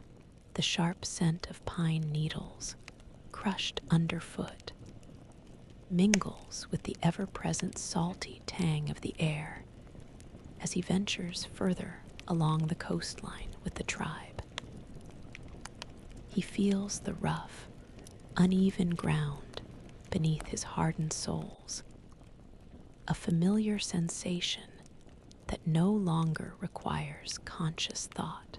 The distant roar of the ocean, a constant companion, seems to guide their purposeful movement. This week, he witnesses the first substantial ripple of his efforts. The tribe, after weeks of observing his silent guidance and the improved catches from his recommended spots, begins to shift their primary fishing grounds. Instead of endlessly drawing nets through the previously overfished shallows near their main camp, they venture further, exploring the inlets and deeper channels he'd indicated. It's not a complete abandonment of old ways, but but a noticeable diversification, a conscious spreading of their efforts. He walks alongside the elder and the younger hunters, pointing to a specific rocky outcrop, then to the swirling currents around it, gesturing with his hands to mimic the movement of the fish he knows gather there. His marine biologist's knowledge of underwater topography, of how currents interact with seafloor features to create feeding grounds, is directly influencing their daily strategy. He watches them approach these new grounds with a cautious curiosity, their movements more deliberate, their eyes scanning the water in ways they hadn't before. The nets they deploy are still robust, woven from plant fibers, but he notices that some of the younger men have started experimenting with finer mesh in sections, allowing the smallest fish to escape, a direct echo of his earlier demonstrations. The catches from these new areas are more varied, often yielding larger, healthier fish. He sees the quiet satisfaction in their faces, the subtle nods of acknowledgement when a net is pulled in heavy. With a good haul from a spot, he suggested, a quiet tremor of pride runs through him, a deep-seated satisfaction in seeing his knowledge bear fruit. Yet, this pride is tempered by an unsettling uncertainty. He is actively altering a prehistoric way of life, however subtly. What are the long-term implications? Is he merely helping them survive, or is he setting them on a different evolutionary path? He observes their rituals for these new grounds, the offerings they make, the chants they adapt, weaving his new knowledge into their ancient framework. His modern assumptions about progress are continuously challenged. Progress here is not about technology, but about adaptation and survival. As the week ends, he watches the tribe gather around a fire, the smell of cooked fish and roasting berries filling the air. Their bellies are fuller, their spirits higher. He has contributed not just to their immediate survival, but perhaps to their long-term thriving. He realizes the immense weight of this responsibility, the silent, profound butterfly effect of his presence. He is no longer just an observer. He is an agent of change, navigating the precarious balance between intervention and respect. The ocean, his lifelong passion, has become the canvas for a profound experiment, one whose consequences he can only begin to imagine. The sharp, clean scent of the ocean, devoid of the previous week's underlying desperation, fills his lungs with a new kind of satisfaction. He feels the damp sand cool beneath his feet, less a challenge, more a familiar embrace. The rhythmic crash of the waves seems to echo a newfound harmony, a resonance he's helped to create. This week, the tribe experiences an unexpected bounty. His guided catches, focusing on sustainable practices and targeted areas, are yielding impressive results. The nets are consistently fuller, not just with more fish, but with larger, healthier specimens. The tribe's hunger, which had gnawed at them for weeks, recedes, replaced by a cautious optimism. He sees the relief in the faces of the women, the quiet contentment of the children, their bellies noticeably rounder. This is a profound, complex success, but one tinged with a bittersweet taste of unintended consequences. He watches them haul in a net, heavy with large, iridescent fish. He recognizes the species cod, halibut, strong, meaty fish that provide ample sustenance. His marine biologist's knowledge, applied to predicting migratory patterns and understanding deep-water habitats, has opened up entirely new fishing opportunities for them. He sees the efficiency of their modified nets, the finer mesh allowing juveniles to escape, ensuring future stocks.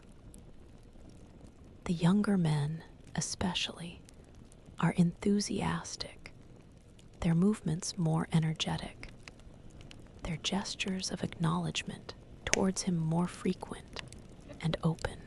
The elder, whose face now shows less worry and more contemplation, often stands beside him, observing the catches. He points to the different types of fish, gestures to the new areas they've explored, and then, with a slow sweep of his hand, indicates the tribe. It's a silent recognition of his contribution, a profound acceptance of his role. He feels a deep pride, seeing the direct, positive impact of his knowledge on their lives. He has not only helped them survive, but helped them thrive in a way they hadn't known before. Yet, as he partakes in the communal meal, the rich, cooked fish a testament to their success. A bittersweet note lingers. His interventions, however positive, are fundamentally changing their traditional ways. He has introduced new methods, new concepts of resource management, altering their historical trajectory.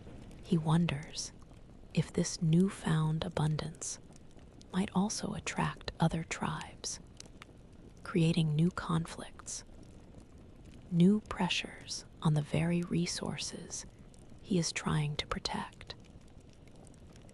His modern assumptions about good, scientific intervention are continually complicated by the unpredictable nature of history and human society. As the week ends, the unexpected bounty fills his stomach, but his mind remains restless. He has brought success, but with it, a new layer of ethical complexity.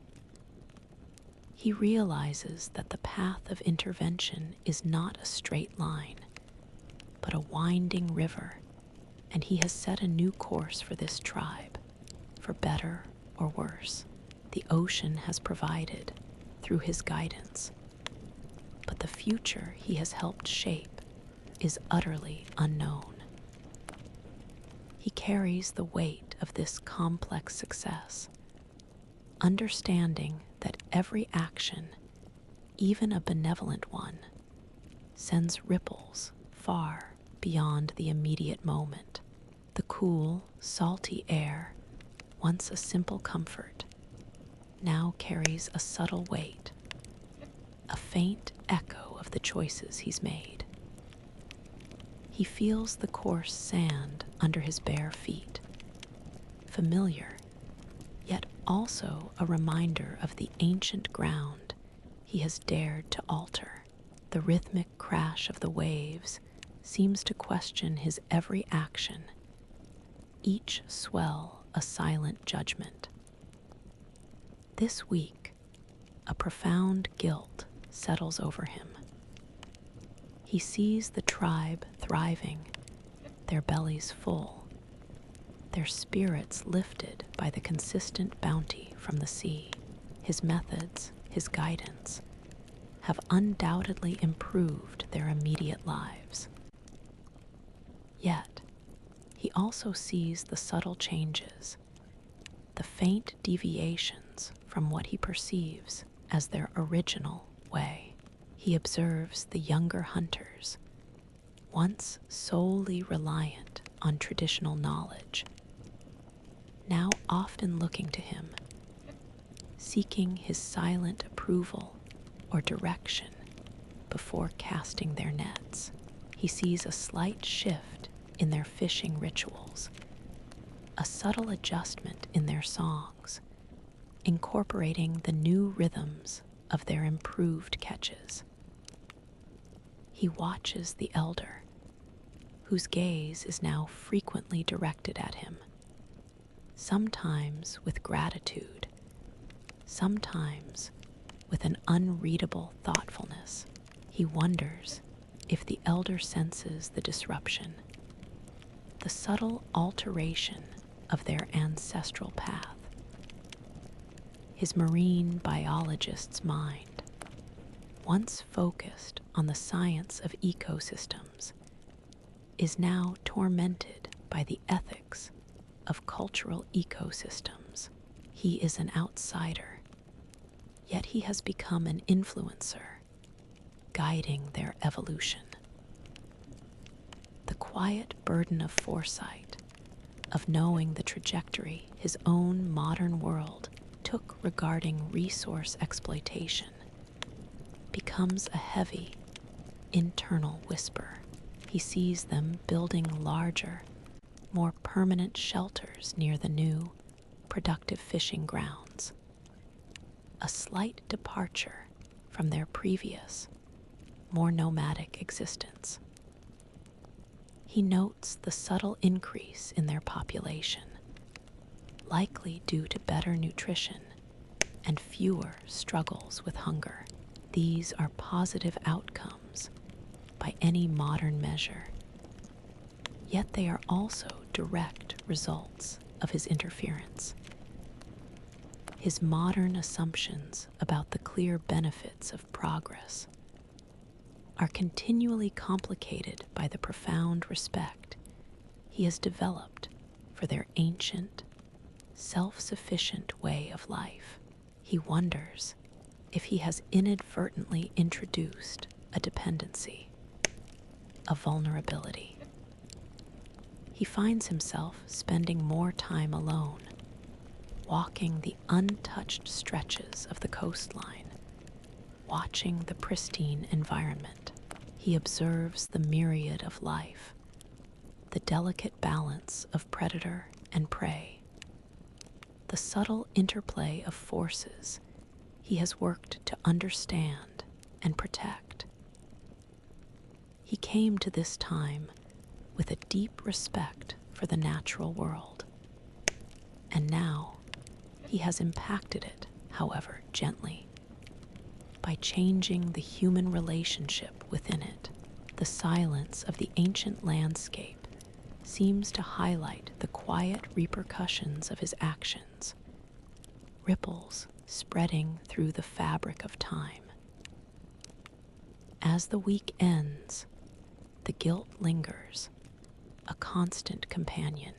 He realizes that even the most benevolent intervention carries an ethical cost, a silent alteration of destiny. He is providing, but he is also changing. The future he is helping to shape is no longer purely theirs. It is inextricably linked to his presence, his knowledge. He is grappling with the profound responsibility of being a quiet architect of history, understanding that sometimes the greatest kindness is also the greatest trespass. The sharp scent of wood smoke, usually a symbol of warmth and safety, now carries a faint undercurrent of unease. He feels the cool, rough ground under his feet as he approaches the communal fire. The usual chatter hushed, the rhythmic roar of the ocean, a constant presence, seems to amplify the silence in the camp. A heavy tension that is new and unsettling. This week, the quiet repercussions of his interventions begin to manifest. The tribe's newfound abundance, a blessing for many, is now being questioned by the tribal elders.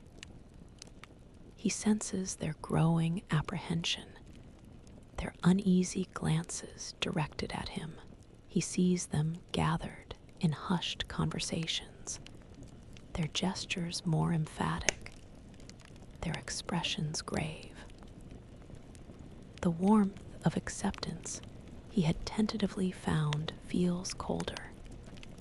The bonds of shared labor strained by these unexplained shifts. He observes them, trying to decipher the unspoken language of their concern. He sees the older women, their faces usually calm, now worried as they prepare the plentiful catches. He watches the elder, whose eyes, once filled with a cautious trust, now hold a flicker of suspicion.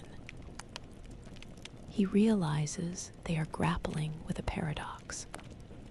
The ocean is providing more, yet it is providing in ways that diverge from their ancestral knowledge, their traditions, their spiritual connection to the sea, are rooted in a specific, long understood relationship. His silent guidance has altered that relationship. His marine biologist's mind understands the logic of his actions, the scientific basis for the increased yields. He knows he has simply applied rational observation to their environment. But for the elders, this unexplained shift, this sudden departure from generations of inherited wisdom, is unsettling. They likely attribute it to unknown forces, to spirits perhaps angered or placated in mysterious ways. His modern assumptions about the universality of scientific reasoning are starkly challenged by their deep, spiritual worldview. He is a source of change, but he cannot explain why or how he knows what he knows. He tries to demonstrate his methods again, to show the younger men the correlation between the tides and the fish, the effect of the finer nets, but the elders observe him with a detached scrutiny, their faces unyielding. He feels the invisible wall of misunderstanding rising between them, thicker than any language barrier. The very success he engineered has become a wedge, creating distance. The goodwill he earned is now eroded by the unexplainable nature of his foresight. As the week ends, the relationships within the tribe feel strained. The communal meals, though bountiful, are quieter. The easy laughter has diminished. He feels a sharp ache of isolation return, a bitter taste to the abundant fish. He understands that while he provided sustenance, he also introduced an unsettling mystery, a challenge to their established order. He realizes that altering ancient ways, even with the best intentions, comes with a profound cost. And that acceptance is a fragile thing, easily shattered by the inexplicable. He carries the weight of this new tension, knowing that the ripples of his intervention are only just beginning to spread. The sharp, clean scent of the ocean is a cold, sobering presence this week. He feels the damp earth beneath his feet, the chill seeping into his bones, reflecting the internal coldness of his mounting responsibility. The ceaseless roar of the waves is no longer a comfort, but a reminder of the vast, indifferent force he has dared to meddle with. This week, the tension from the questioning elders is palpable. He feels their gazes, heavy with suspicion, following his movements. He is often excluded from the inner circle of communal gatherings around the fire, relegated to the periphery, a silent, watchful shadow. The children, usually curious, now cling closer to their parents when he approaches, a new wariness in their eyes. He understands the weight of every consequence, both intended and unintended, of his actions. The lonely responsibility of his chosen path presses down on him. He continues his silent guidance, despite the coldness. He cannot unknow what he knows, nor can he abandon the tribe to what he perceives as a path to scarcity. He focuses his efforts on the younger, more open-minded members, those who are less entrenched in tradition and more pragmatic about the increased catches. He works with them, showing them how to identify breeding grounds, how to release egg-laden females, how to vary their fishing spots to allow recovery. His marine biologist's ethics of conservation are now his sole driving force, outweighing the fear of cultural disruption. He finds himself observing the tribe more clinically, analyzing their reactions, their subtle gestures of discomfort or curiosity. He sees the conflict within them, the immediate relief of a full stomach battling with the fear of the unknown, the breaking of ancestral patterns. His modern assumptions about the scientific method's universal applicability are continuously tested. Here, tradition and belief hold immense power, often overriding empirical evidence. He realizes he cannot force understanding. He can only demonstrate and hope. The elder, a figure of profound authority, finally approaches him. He stands before him, his face unreadable, his eyes ancient and deep. He points to the full fish racks, then to the younger men working with the new nets, and then back to him, his gesture a complex blend of acknowledgement and silent accusation. He knows, without words, that the elder understands the source of the change, but perhaps not its true nature or its long-term implications. It is a moment of profound, wordless confrontation, and he accepts it. As the week ends, he feels utterly alone, yet strangely resolute. He has made his choice, and he must now live with its ramifications. He is a man caught between two worlds, driven by a future he remembers, and a present He is actively shaping. The isolation is a heavy cloak, but it is also a crucible, hardening his resolve.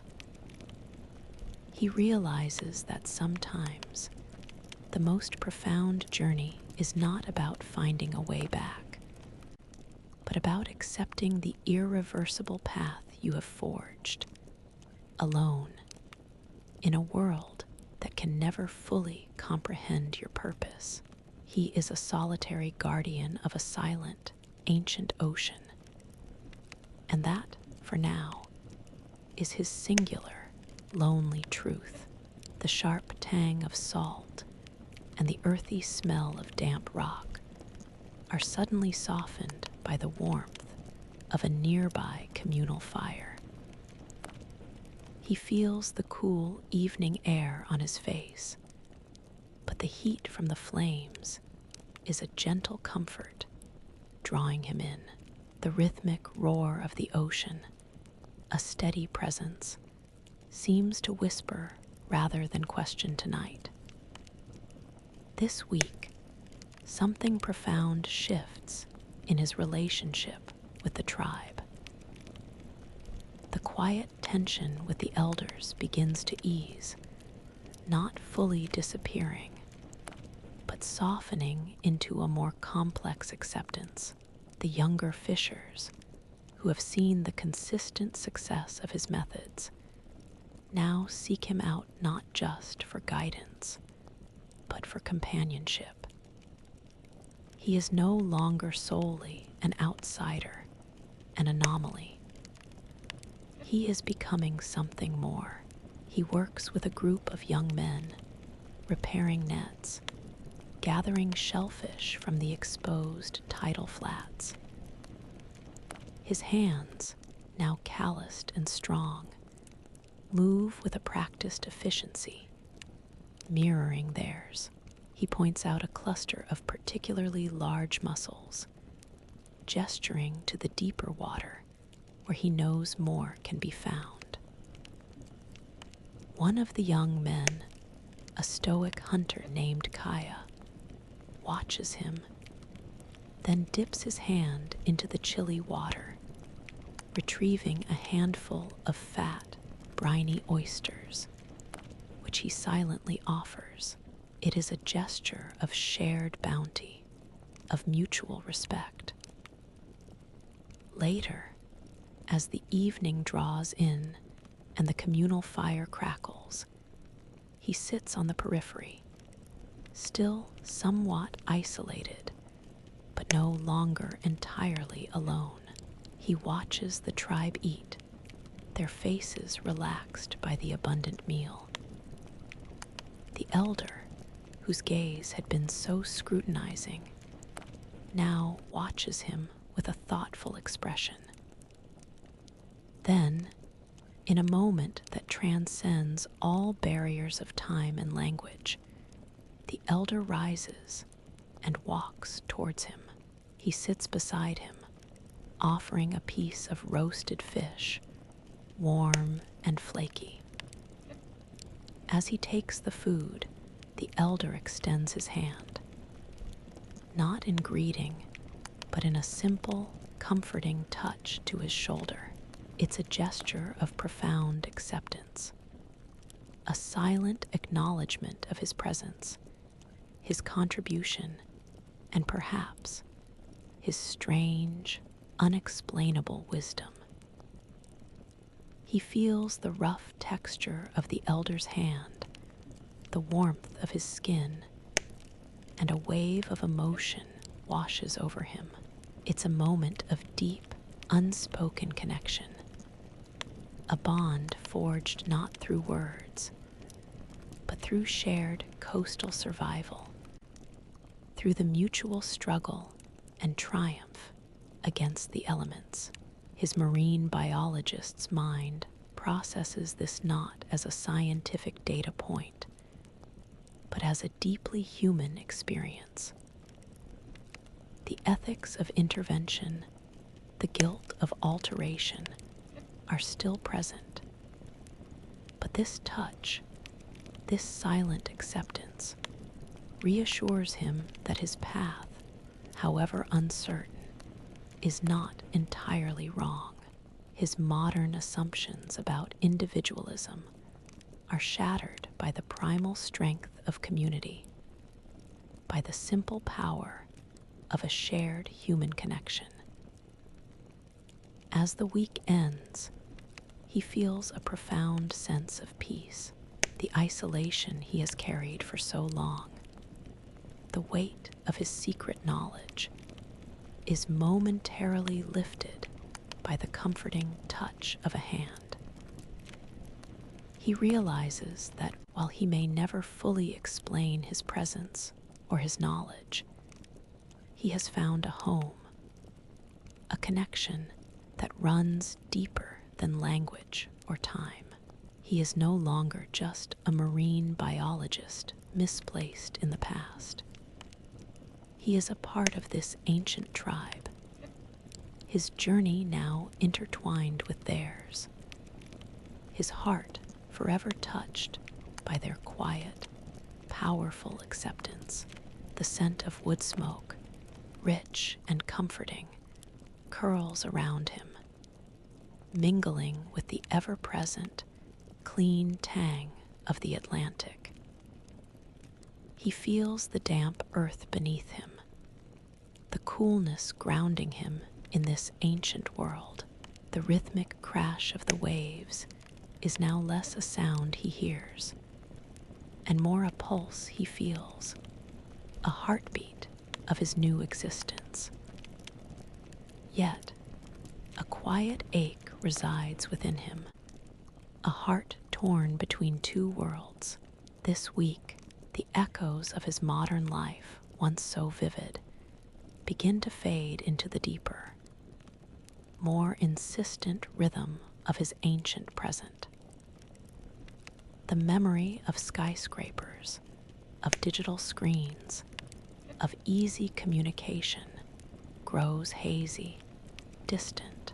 His mind, once a repository of scientific data and complex theories, now holds the immediate knowledge of tides, hunting patterns, and the subtle shifts in the tribe's moods. He finds himself thinking less about what he left behind and more about what he has found here.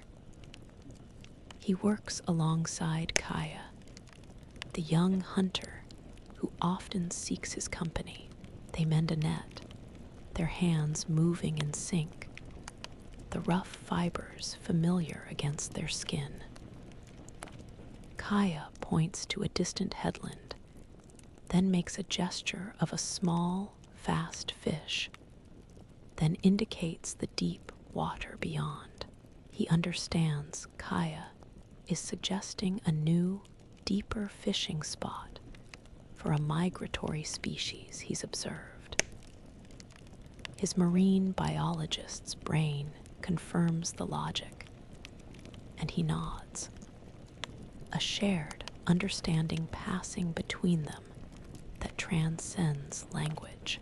There is a comfortable intimacy in their silent cooperation, a bond born of shared survival and mutual respect. He observes the women preparing food, their soft murmurs and gentle laughter a soothing sound. He sees a young woman, her face painted with ochre for a celebration, her movements graceful as she sorts berries. He catches her eye, and she smiles, a fleeting, warm expression that sends a quiet tremor through him. He recognizes the spark of connection, the unspoken promise of a different kind of future, one intertwined with this ancient world. His modern assumptions about romantic love, about shared interests and spoken declarations, are replaced by a slower, more fundamental understanding, an ancient love born from proximity, shared struggle, and silent appreciation. He remembers a different life, a different future, a path he was meant to walk. But those memories are like old photographs, fading at the edges. The vibrant reality of this coastal tribe, the tactile sensations, the visceral demands of survival, the growing connections he has forged, are now his undeniable truth. He knows he has altered their path, and his presence has undoubtedly changed their future.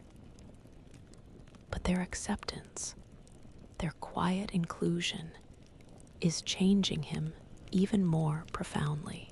As the week ends, he feels the full weight of his heart, torn yet settling.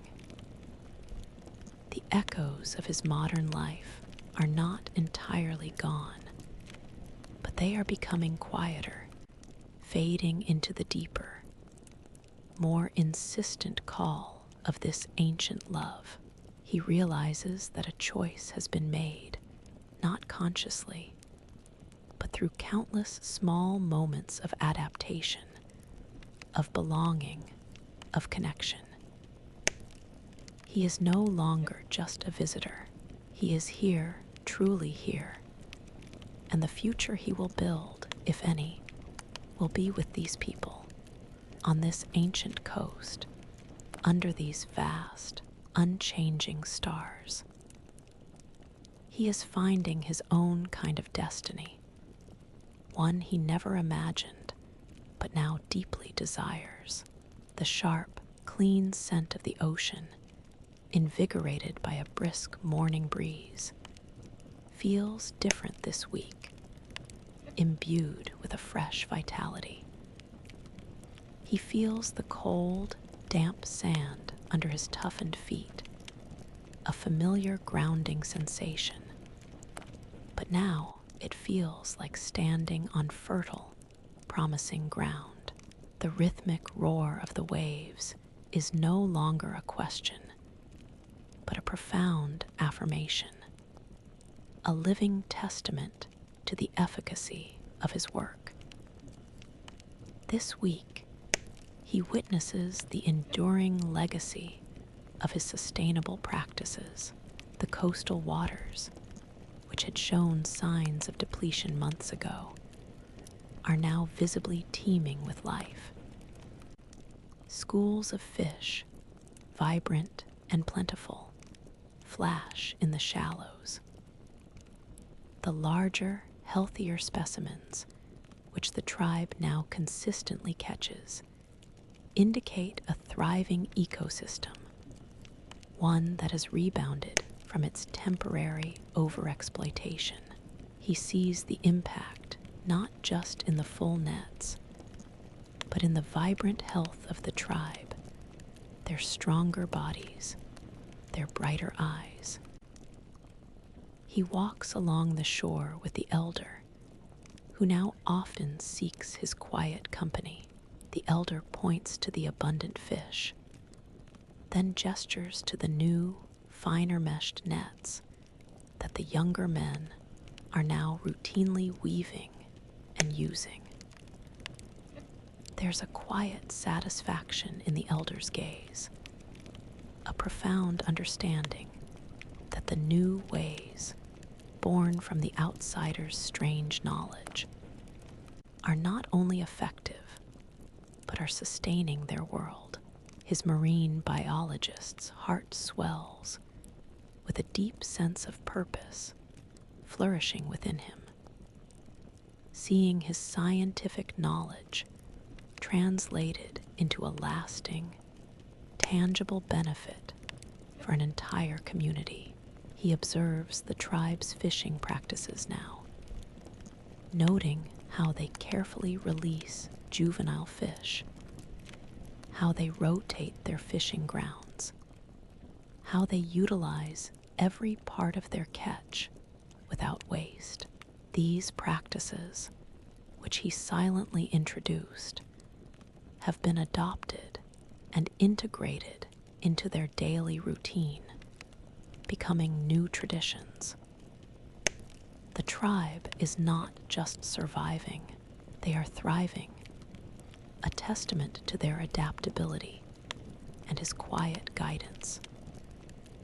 He sees the children laughing and playing by the water, their future now secured by a balanced relationship with the ocean. His past assumptions about the difficulty of changing established human behavior are continually challenged here. In a world where immediate survival dictates action, demonstrable success can profoundly shift deeply held practices. He came here with a mission to protect the ocean, and he is doing exactly that, not with advanced technology, but with fundamental ecological principles and patient, silent teaching. The guilt he carried about altering their ancient ways is lessened by the visible, thriving health of both the ecosystem and the people. As the week ends, he feels a profound sense of peace and belonging. The heavy burden of foresight has transformed into the light touch of purpose fulfilled.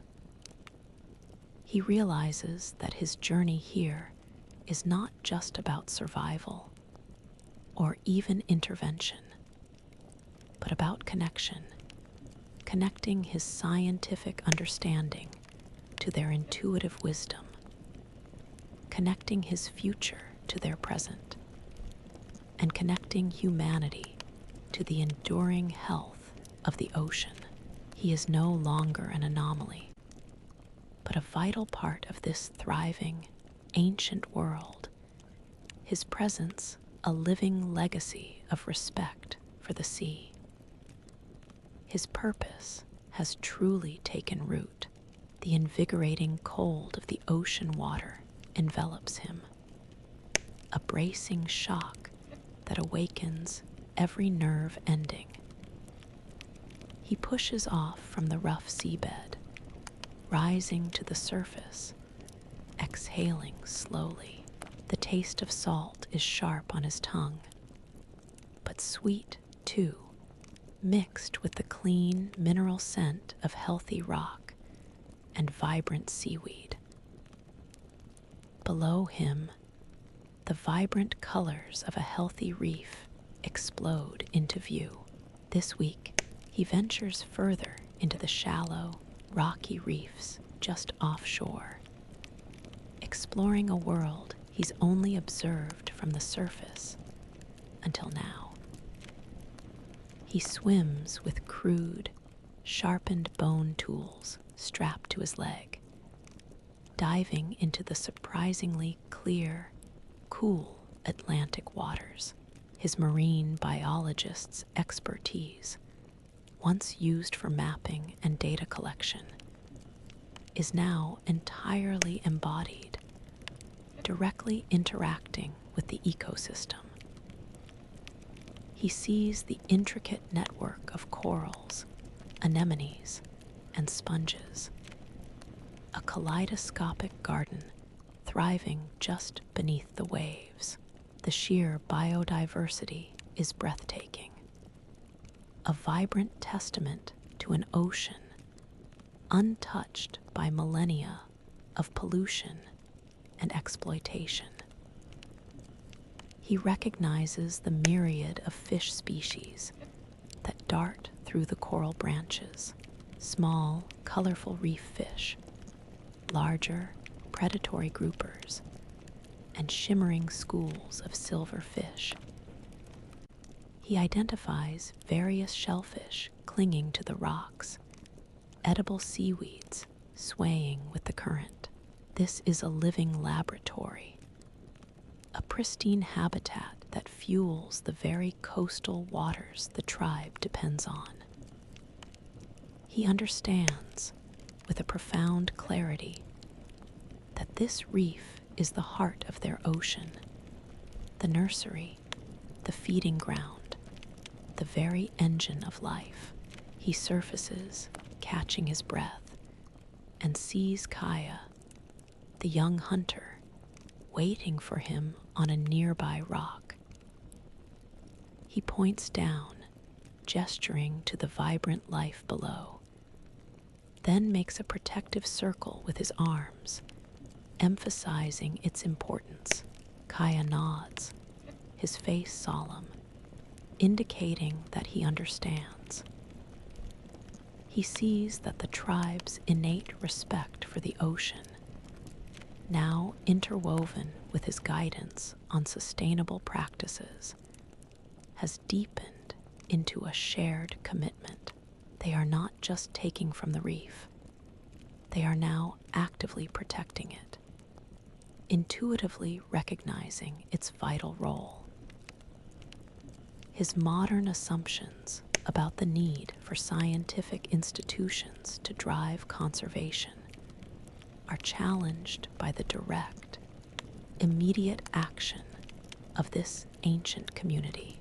He thinks of the bleached, dying reefs of his own time, the silent graveyards of once thriving ecosystems. Here, this prehistoric reef is a sanctuary, a vibrant, pulsing heart.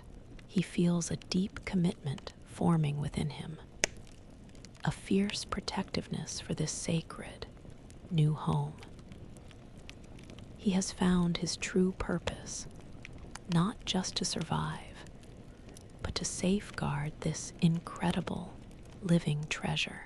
As the week ends, he sits on the shore, watching the setting sun paint the sky in fiery hues, the ocean a deep, unbroken blue.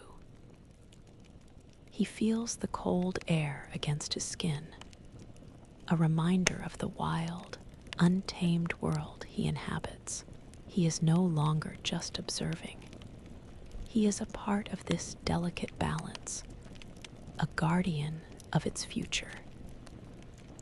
The ocean, his lifelong passion, is now his most profound responsibility. He is home, and this sacred world is his to protect with every fiber of his being.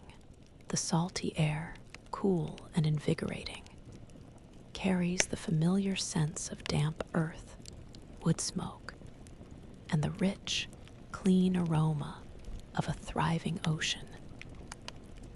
He feels the coarse sand under his bare feet, each grain a tiny, comforting anchor. The rhythmic crash of the waves is no longer just a sound, but the deep, steady pulse of his heart, attuned to this wild, ancient world. This week, a profound realization settles within him. The prehistoric shore is home now. The thought of leaving, of returning to his own time, is no longer a distant hope, but an agonizing ache, a deep sorrow he can barely contemplate. His marine biologist's mind, once obsessed with observation and data collection for future use, is now fully immersed in the immediate, vibrant reality of his present. He moves through the camp with a natural ease, his body strong and agile, perfectly adapted to the demands of this life.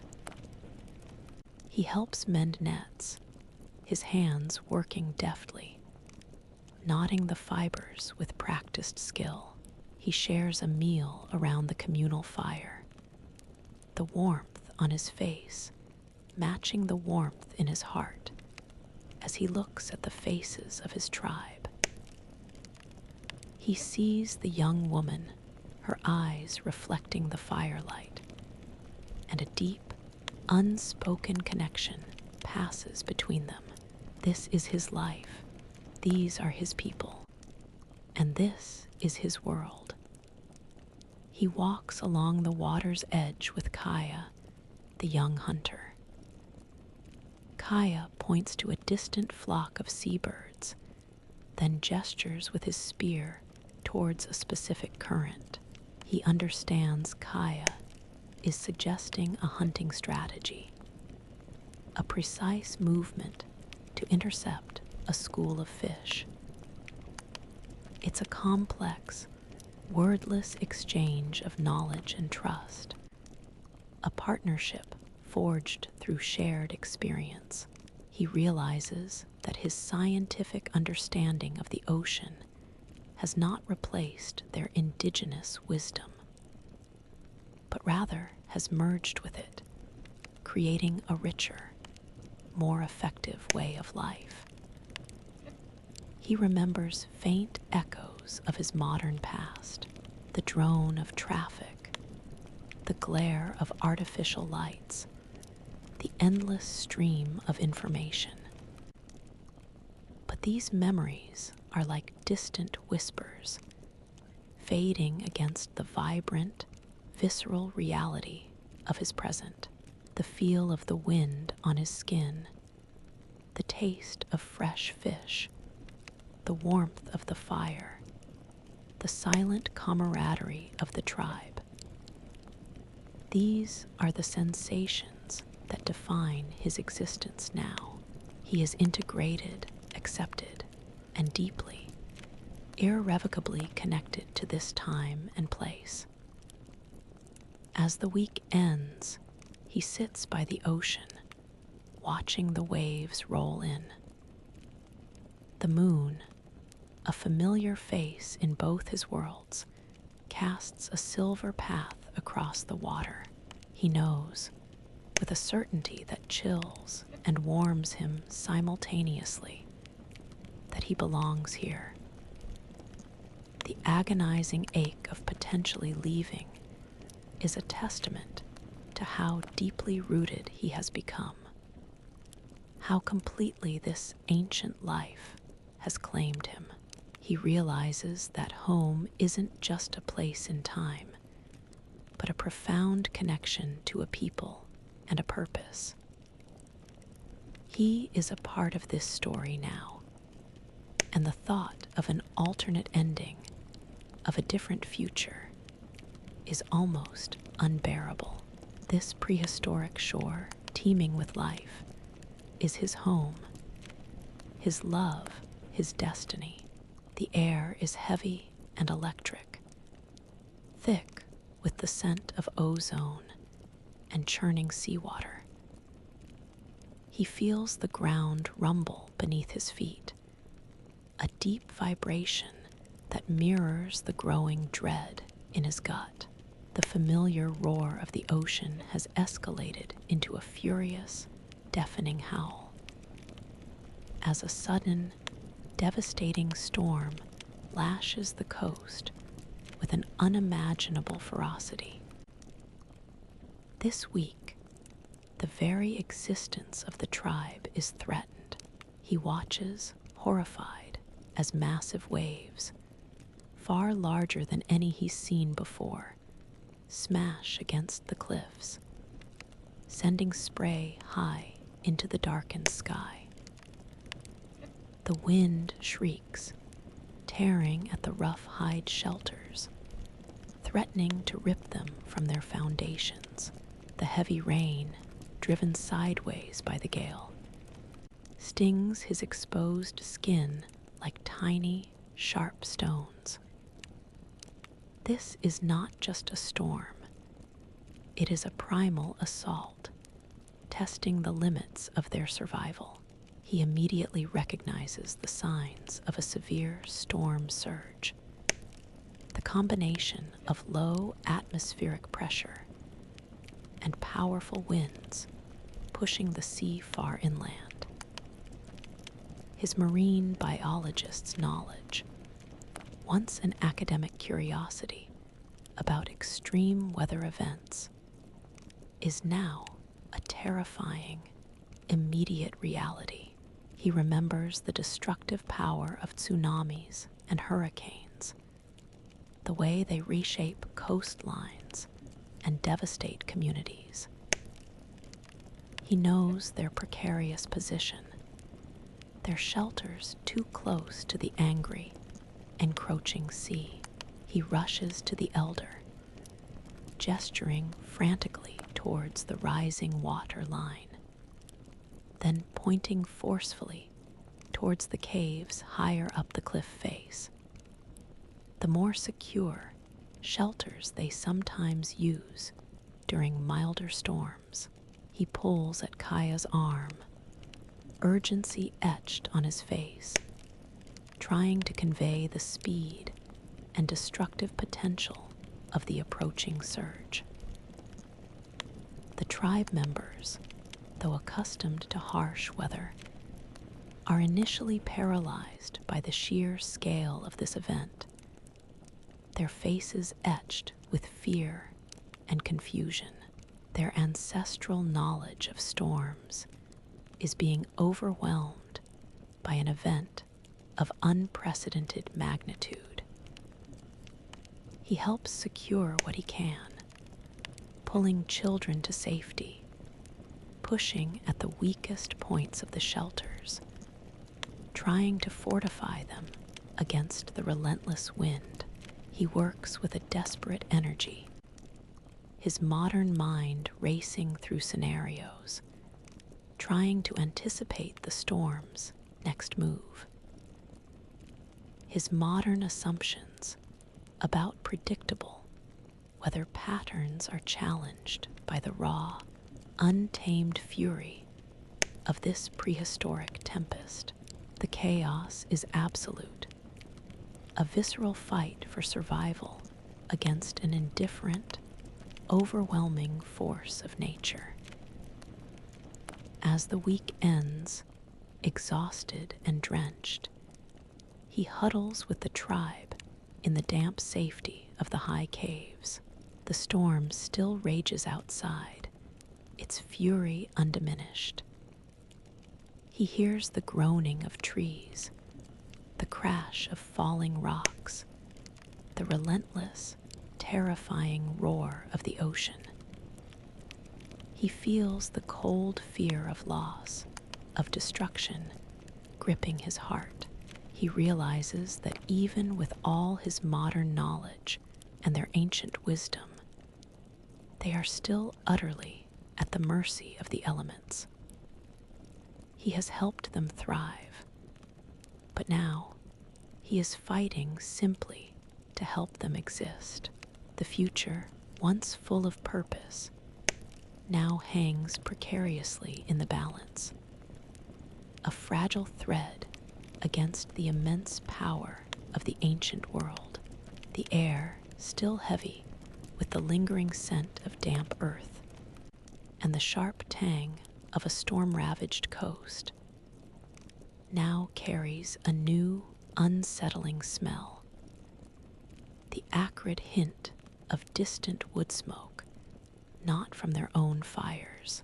He feels the cold, hard ground beneath his worn feet, a familiar discomfort that is now overshadowed by a growing tension in the camp.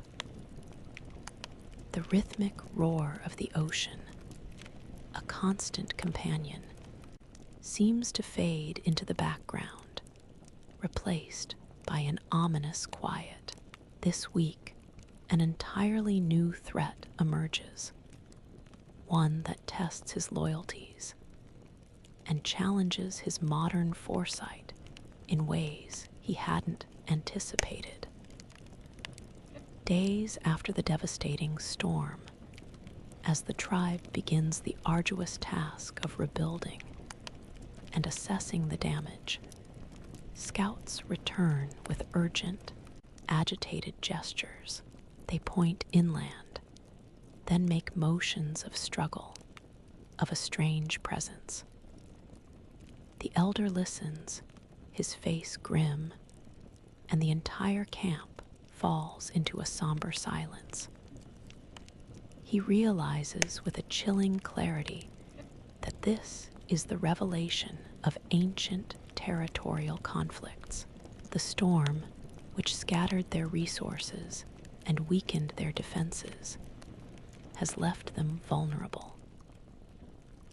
Another tribe, perhaps displaced by the same tempest or simply opportunistic, has encroached upon their hunting grounds. His modern understanding of geopolitics, of resource scarcity driving conflict, finds a terrifying echo in this prehistoric struggle. This isn't about science or sustainability. It's about raw human survival, about defending their territory. He sees the men of the tribe gathering their spears, sharpening their stone axes, their faces etched with a fierce determination. He watches Kaya, his friend, his movements swift and purposeful as he prepares for potential combat. He feels a deep, gut-wrenching conflict. His modern self recoils from violence, from the brutal simplicity of prehistoric warfare. Yet his loyalty to this tribe, to these people he has come to call his own, is undeniable. His foresight, usually a tool for environmental protection, is now forced into a new, brutal context: how to protect his adopted family from an ancient human threat. He approaches the elder, making gestures of observation, of looking ahead, trying to convey a strategic advantage he might offer. His marine biologist's skill in predicting patterns, in understanding environmental factors, could be crucial here. Perhaps he can scout for routes, predict their enemies' movements based on terrain or water sources. But the elder's focus is on the immediate, on their raw strength and their ancient lineage. He sees the younger woman, her face filled with fear, watching the men prepare. He feels a fierce protectiveness for her, for all of them.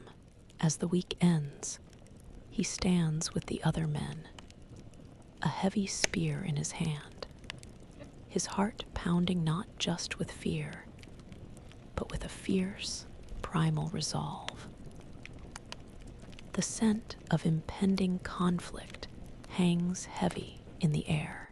He realizes that his purpose here extends beyond the ocean. He is now a protector, a warrior in a world where survival often demands violence. His modern assumptions about conflict resolution are utterly irrelevant. He is forced to confront the stark, brutal reality that sometimes, to protect what you love, you must be prepared to fight for it, testing his loyalties in a way he never could have imagined. The sharp, musky scent of a wild animal, a smell of primal hunger and raw power, suddenly assaults his senses, overriding the familiar tang of salt and earth. He feels the cold, hard rock of the cliff face against his back, a sudden, desperate barrier. The rhythmic roar of the ocean, usually a comfort, now seems a distant, indifferent sound as a more immediate, terrifying noise fills the air. The guttural snarl of a prehistoric predator. This week, the threat is not human, nor environmental, but a monstrous, ancient beast. He is with a small group of women and children, gathering medicinal herbs and shellfish from a secluded cove, away from the immediate threat of the rival tribe. Among them is the young woman, her movements graceful as she harvests roots. Suddenly, the air stills. A shadow falls across the path. From the dense coastal scrub emerges a creature of immense power, a saber-toothed tiger, its massive teeth gleaming, its eyes fixed on the most vulnerable members of their group. Terror, cold and absolute, grips him. His marine biologist's training, his knowledge of marine ecosystems, is utterly irrelevant in this moment. This is a land predator, a relic of an ice age past. Its raw power, a terrifying reminder of the brutal world he inhabits. He instinctively shoves the young woman and children behind him, his body acting without conscious thought. Grabbing a sharpened stone axe he now carries habitually. His heart pounds, a frantic drum against his ribs. Kaya, who had been scouting nearby, appears with a guttural roar, his spear raised. The tiger snarls, its attention momentarily divided. This is a harrowing fight for survival, a desperate, visceral battle for their lives and for the lives of his family. He moves with a newfound ferocity, surprising even himself, a primal instinct overriding his modern aversion to violence. He swings the stone axe, a desperate, clumsy blow, aiming for the beast's flank, trying to distract it, to protect the others. He sees the flash of the tiger's massive claws, feels the wind of its breath, smells its foul odor. Kaya thrusts his spear with practiced precision, diverting a charge. The other women, though terrified, begin to gather stones, throwing them with desperate cries. His modern assumptions about the separation between man and beast are obliterated in this brutal, immediate struggle for dominance, for existence itself. He is not just fighting for his life, but for the collective survival of his chosen family. As the week ends, exhausted, bruised, and trembling, he stands among the panting, shaken tribe members. The tiger, wounded, has retreated back into the scrub. He looks at Kaya, their eyes meeting in a moment of profound, wordless shared experience. He looks at the young woman, her face pale, but alive, and feels a surge of fierce, protective love. He realizes that this prehistoric predator has stripped away any lingering doubts about his place here. He is not just an observer or a guide. He is a protector, a warrior, deeply committed to the survival of his tribe. He has faced the jaws of death, not for science, but for family, forging a bond far stronger than any he has ever known. He is fully, irrevocably, of this world. The sharp scent of pine needles, crushed beneath his retreating feet, mixes with the acrid smell of burnt wood. He feels the cold, hard rock of the caves, providing meager shelter, but now imbued with a sense of desperate finality. The rhythmic roar of the ocean, a furious, indifferent presence, is a constant reminder of the immense forces that shape their lives. This week, a new, agonizing choice presents itself, a difficult sacrifice demanding the ultimate price for the tribe's future.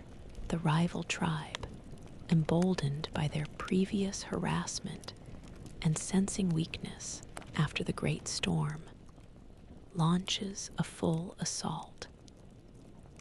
Their numbers are greater, their tactics more aggressive. He fights alongside Kaya and the other men, wielding his spear and axe with a desperate ferocity, his body moving instinctively, defending his chosen family. They are driven back, slowly, relentlessly, towards the caves, towards the women and children who huddle within. The air is filled with the guttural shouts of battle, the sickening thud of impacts, the desperate cries of the wounded. He sees Kaya fall, a spear embedded in his side, his face contorted in pain. He pushes forward, a primal fury fueling his actions. But he sees the grim truth in the elder's eyes. They cannot hold. His marine biologist's mind, usually so rational, is overwhelmed by the chaos. Yet a cold, calculated thought sparks through the panic. He remembers the geological instability of a section of the cliff face, a weakness he had observed weeks ago while mapping potential fishing grounds. He knows that a carefully aimed disruption, a strategic collapse, could block the narrow pass, buying the tribe precious time, an escape route. But it would mean diverting attention, creating a massive, uncontrollable landslide, and making himself a target.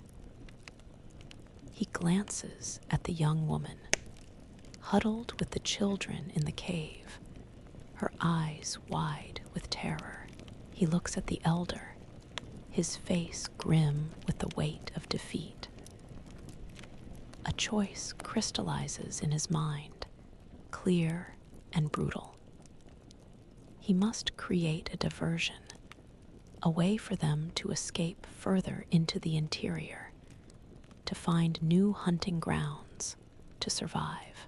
It will mean drawing the attention of the attackers, perhaps making the ultimate sacrifice.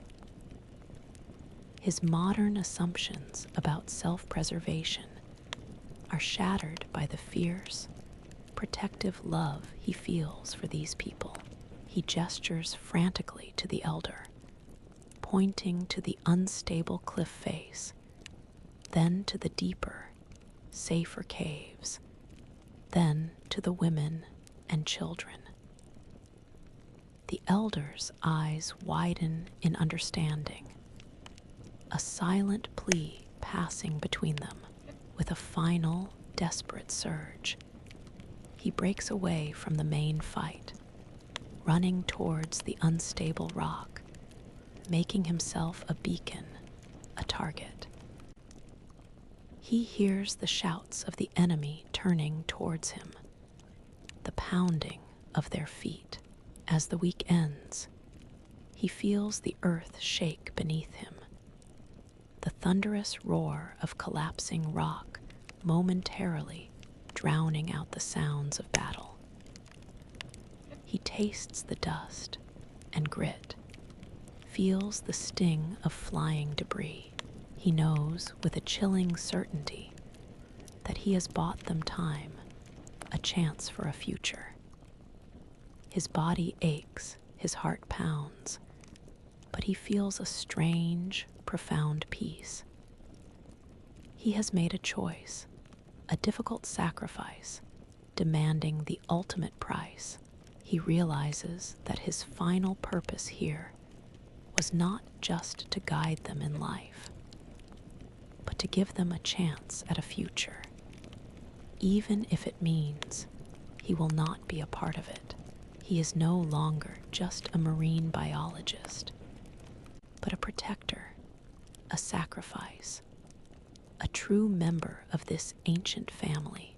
The cool, damp air carries the crisp scent of fresh running water, mingled with the faint, metallic tang of the ocean. He feels the smooth, cold surface of a quiet pool, his fingers trailing through the crystal clear water. The rhythmic roar of the distant ocean is a muffled echo, a memory of the chaos he's just endured. He leans forward, staring into the mirrored reflection of a changed self. This week, after the harrowing battle and his desperate act of diversion, the tribe has retreated to a safer, more secluded inland spring, deep within the protective forests. He is alive, wounded, but alive, his body aching with the brutal aftermath of conflict. The scars on his arms and legs, from both the battle and his desperate scramble to trigger the landslide, are new maps on his skin. As he looks into the still water, he sees a stranger. His face, once smooth and untouched, is now leaner, hardened by sun and wind, etched with lines of exertion and past fear.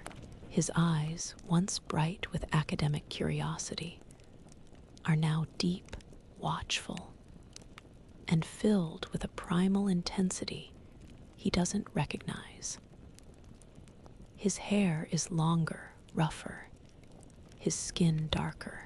He sees the rough animal skin clothing, torn and mended, that covers his powerful, sinewy body. This is not the 19-year-old marine biologist who tumbled into this world. This is a survivor, a protector, a warrior forged by the ancient earth. His mind, once a repository of scientific data and complex theories, now holds the immediate, visceral knowledge of survival, how to track game, how to find medicinal plants, how to read the subtle signs of danger in the rustling leaves, or the distant call of a bird. His marine biologist's understanding of ecosystems has evolved into an embodied, intuitive connection to the entire landscape, not just the ocean. He acknowledges a new, primal identity, one that has emerged from the crucible of hardship and fierce loyalty. He moves with a different grace now, his steps silent and purposeful through the undergrowth. He joins the men in scouting. His keen observation skills, once used to find specific fish species, now applied to spotting tracks, to understanding the movements of both animal and human threats. His modern assumptions about his identity, about who he was, are completely reshaped by this new reality. He is not just visiting the past, he has become a part of it, irrevocably. As the week ends, he dips his face into the cool water, feeling its refreshing clarity. He looks up at the towering, ancient trees, the dappled sunlight filtering through their leaves, the sounds of the tribe, their quiet murmurs, their children's soft laughter, are no longer alien. They are his life. He knows he has saved them at great personal cost, and in doing so, he has fully claimed his place among them. He realizes that the man reflected in the water is no longer a scientist from the future, but a man of this time, a protector of this family, his spirit irrevocably intertwined with the wild, ancient world he now calls his true home. The crisp, clean scent of the forest, damp with morning dew, mingles with the ever-present, distant tang of the ocean. He feels the cool, soft earth beneath his bare feet, a familiar comfort as he moves through the undergrowth. The rhythmic, faraway crash of the waves is a deep, resonant hum, a constant backdrop to his existence. This week, with the immediate threat from the rival tribe diminished, he finds himself reflecting on the crashing waves of his entire journey. He sits atop a high vantage point, overlooking the vast, pristine Atlantic coastline, the very place where he first arrived. The journey from alien to indispensable protector, from a bewildered outsider to a trusted member of this tribe, stretches before him like an epic saga. He traces the outline of the distant shore, recognizing the familiar landmarks, the rocky outcrops, the curving beaches, the inlets where fish still thrive thanks to his guidance. His marine biologist's mind recalls the initial shock, the stark reality of 10,000 BCE, the profound isolation. He remembers the cold, the hunger, the utter helplessness. Now he feels the strength in his body, the keenness of his senses, the quiet confidence that comes from mastering a world he once thought impossible.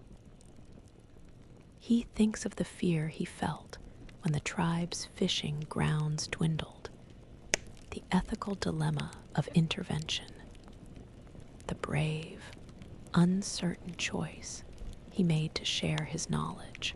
He recalls the sheer terror of the prehistoric predator, the brutal fight, and the desperate sacrifice he made to save his tribe from the rival aggressors. Each memory is a vivid brushstroke on the canvas of his new identity. He sees the young woman moving gracefully among the women below, and a warmth spreads through him. His love for her, for this tribe, for this raw, beautiful world, is an undeniable truth. His modern assumptions about progress, about technology, about individuality, have been utterly transformed. Here, progress is measured in full bellies and thriving ecosystems. Technology is the sharpened stone and the woven net. Individuality is subsumed by the collective strength of the tribe. His purpose, once academic, is now visceral, immediate, and profoundly meaningful. He is not just a protector of the ocean, he is a protector of a people, a way of life, a fragment of history he has helped to shape and preserve. As the week ends, he inhales deeply, the scent of wildness and belonging filling his lungs. The crashing waves below are no longer alien. They are the voice of his home, a testament to his journey. He realizes that he has not merely survived. He has flourished, grown, and found a destiny far richer than any he could have imagined in his own time. He is a part of this ancient tapestry, a silent guardian of its future, his heart beating in rhythm with the prehistoric Atlantic. His past life, once a vibrant memory, is now merely a prologue to this profound, unforgettable present. The rich, earthy scent of damp forest floor, warmed by the rising sun, blends with the distant, familiar tang of the ocean. He feels the cool, rough ground beneath him as he wakes, a profound sense of peace settling in his bones. The rhythmic whisper of the waves, a gentle murmur now, is the lullaby of his new life, his chosen home. This week, the bonds he has forged within the tribe solidify into an unshakable connection, a profound acceptance of chosen family and shared ancient destiny. After the harrowing events, his sacrifice and leadership during the conflict cemented his place not just as a contributor, but as an integral part of their survival. The slight distance that once existed with some of the elders has vanished, replaced by a quiet, deep respect. He sits by the communal fire, a central figure now, not on the periphery. He shares food with the young woman, their hands brushing, a silent promise in the simple contact.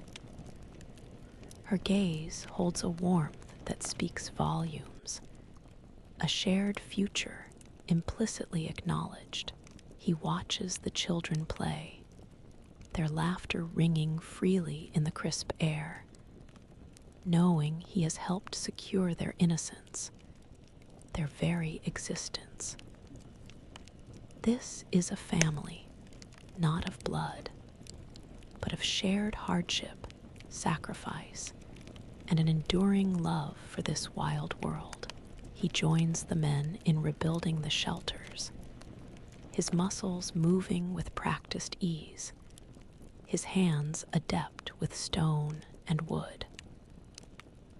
Kaya, his closest friend, works by his side, their movements synchronized, a testament to their deep, unspoken understanding. They discuss fishing strategies through gestures and shared glances, mapping out new territories, planning for the changing seasons. His marine biologist's knowledge, once his sole identity, is now interwoven with their ancestral wisdom, a seamless blend that serves to protect and sustain them all. He understands that his destiny is no longer his own, nor is it dictated by the past he came from. It is here, intertwined with these people, on this prehistoric coast, the abstract concepts of the butterfly effect and non-interference from his modern education seem irrelevant now. He has intervened, he has changed things, and in doing so, he has found his truest self, his purpose. His future is their future, a shared path forged in the raw crucible of ancient time. As the week ends, he stands at the water's edge, watching the setting sun paint the sky in hues of orange and purple. The vast, ancient ocean stretches before him, boundless and alive. He feels the deep resonance of belonging, a connection to every grain of sand, every crashing wave, every beating heart in his tribe. He realizes that while he may be a man out of time, he is profoundly in time, living a destiny he never chose. but now embraces with every fiber of his being. His past is a distant dream, his present, his family, and his commitment to this sacred, ancient world are his undeniable, eternal truth. The deep, earthy scent of damp rock, mingled with the crisp, cold tang of the ocean, fills his lungs, a comforting and familiar breath. He feels the cool, rough current against his skin as he dives, the water embracing him like an old friend, the rhythmic pulse of the ocean, a profound vibration that runs through his entire being, is no longer just a sound, but an extension of his own heartbeat. This week, he fully embraces the primal rhythm of the ocean, a marine biologist now truly belonging to its depths. He spends long hours in the water, not just fishing, but observing, understanding, connecting. His body, lean and strong, moves with the effortless grace of a creature born to the sea. His eyes, keen and adjusted to the subtle shifts of light and shadow underwater, see not just fish, but the intricate dance of life and death, the delicate balance he has worked so hard to preserve. He swims among the vibrant reefs, his bare hands occasionally touching a piece of coral, feeling its rough, living texture. He observes the fish he once studied, now understanding their behavior with an intuitive depth that transcends scientific theory. He can anticipate their movements, predict their feeding patterns, read the subtle signs of their health. His knowledge of sustainable fishing, once an academic concept, is now a living practice, embodied in every dive, every cast of the net, every release of a juvenile fish. He dives deeper, exploring underwater caves and crevices he's discovered, marveling at the hidden life within. He sees larger, more elusive creatures, seals and even porpoises, moving with curiosity and a lack of fear that speaks to the pristine nature of this untouched ecosystem. He feels a deep, almost spiritual connection to these animals, a silent understanding of their place in the world, mirroring his own. His modern assumptions about human dominance over nature have long since dissolved, replaced by a profound respect for interconnectedness. He teaches the younger members of the tribe, not with words, but by example.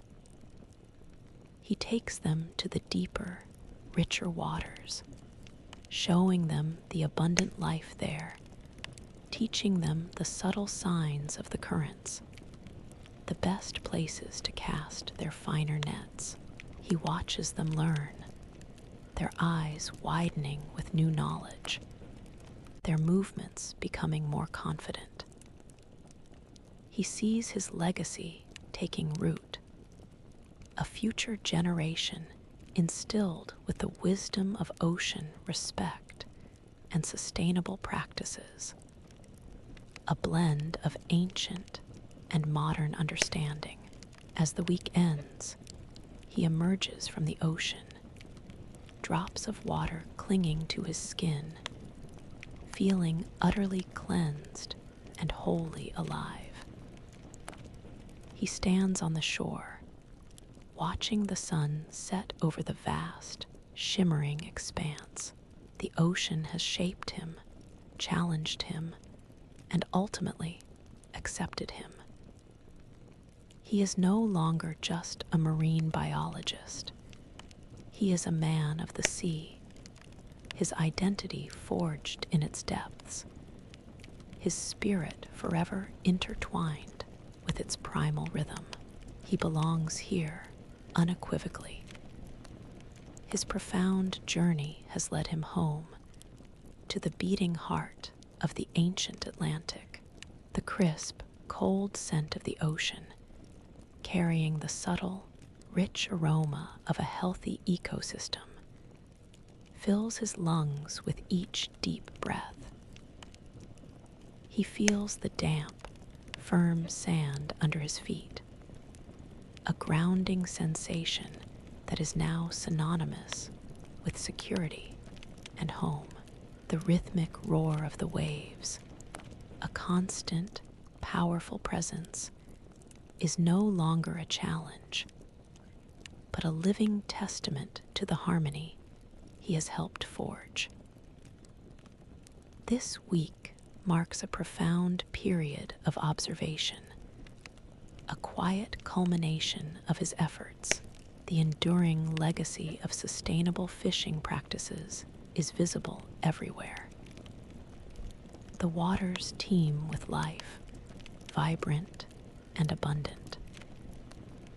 The tribe's catches are consistently plentiful, not just in quantity, but in the health and variety of species.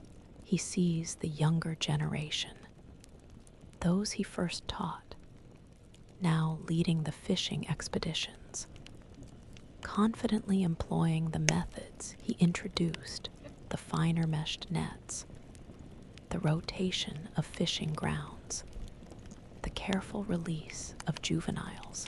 It is a testament to how modern knowledge, patiently demonstrated, can merge with ancient wisdom to create a powerful, enduring future. He walks with the elder along the shore, their footsteps falling in sync. The elder gestures towards the thriving reefs, then sweeps his hand across the abundant ocean, a profound look of contentment on his face. He then places his hand over his heart, then on the ground, a silent expression of gratitude and deep connection to the earth and the sea. He understands that this is not just about fish. It's about a renewed respect for the intricate balance of nature, a philosophy that now guides their every interaction with their environment. His marine biologist's heart swells with a quiet, deep pride. He sees that his interventions, once fraught with ethical dilemmas, have led to a lasting, positive change. The tribe is not just surviving, they are flourishing. A vibrant, healthy community in harmony with their surroundings. The guilt of altering their ancient ways has been replaced by the profound satisfaction of knowing he has contributed to their sustainable future, ensuring their prosperity for generations to come.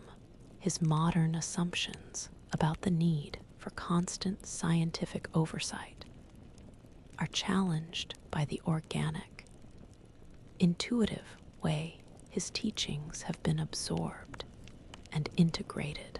He watches the tribe, his chosen family, living their lives with a quiet confidence and joy.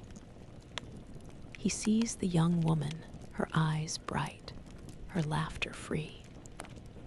He knows he has a place here, a purpose that transcends time and origin. His past is a distant echo, his future inextricably linked to this thriving, ancient world. He is a guardian of this legacy, a living bridge between two vastly different eras. As the week ends, he stands on a familiar rock, the wind whipping through his hair, the taste of salt on his lips. He looks out at the vast, shimmering ocean, his original passion. It is no longer a subject of study, but a sacred, living entity to which he truly belongs. He realizes that his greatest accomplishment is not a scientific discovery, but the quiet, enduring harmony he has helped to foster between a people and their sea.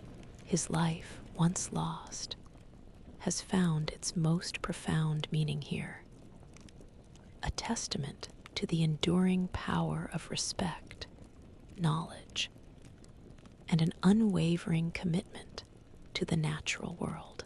The clean, invigorating scent of the ocean air, a constant companion for 40 weeks, now feels like the very breath of his being.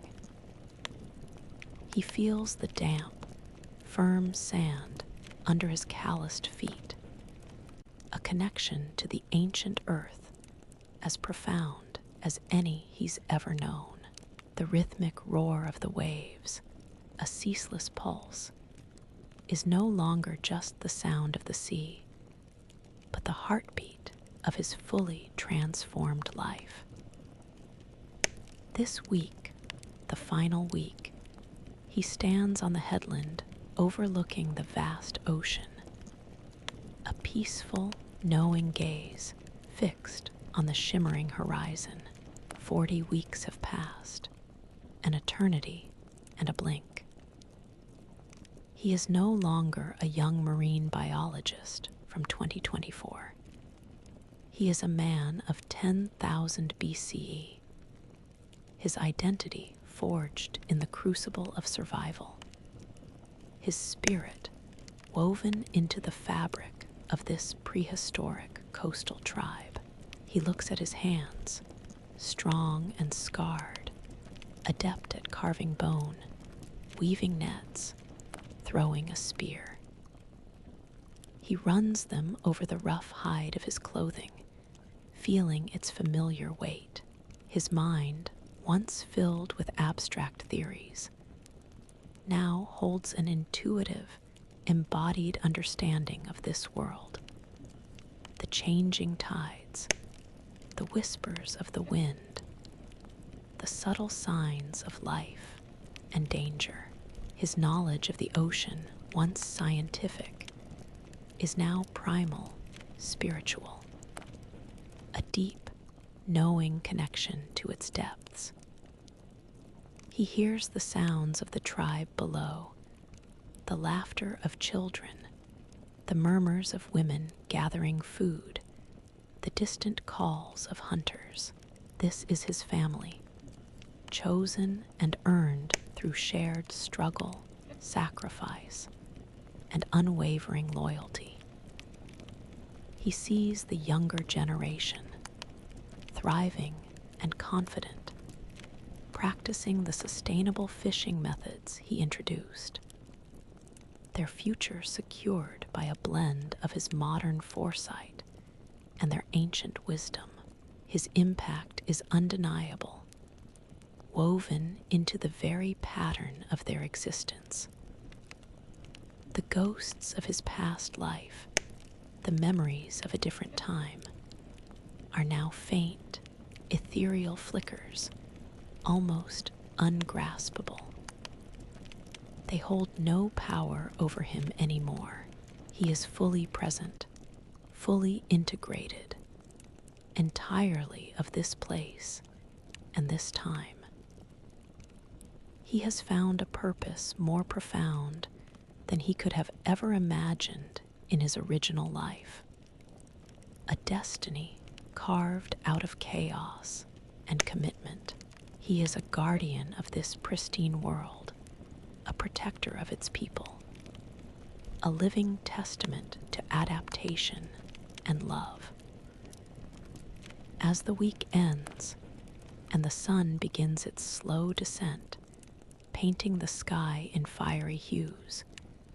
He closes his eyes for a moment, feeling the sun's warmth on his face, the wind in his hair. He opens them again, looking at the boundless expanse of the Atlantic. He is fully transformed, forever part of this prehistoric life. There is no going back, no desire to return. He is home, truly home, his journey complete, his spirit forever intertwined with the wild, ancient ocean and the people who call it life. This is his true legacy, his eternal moment.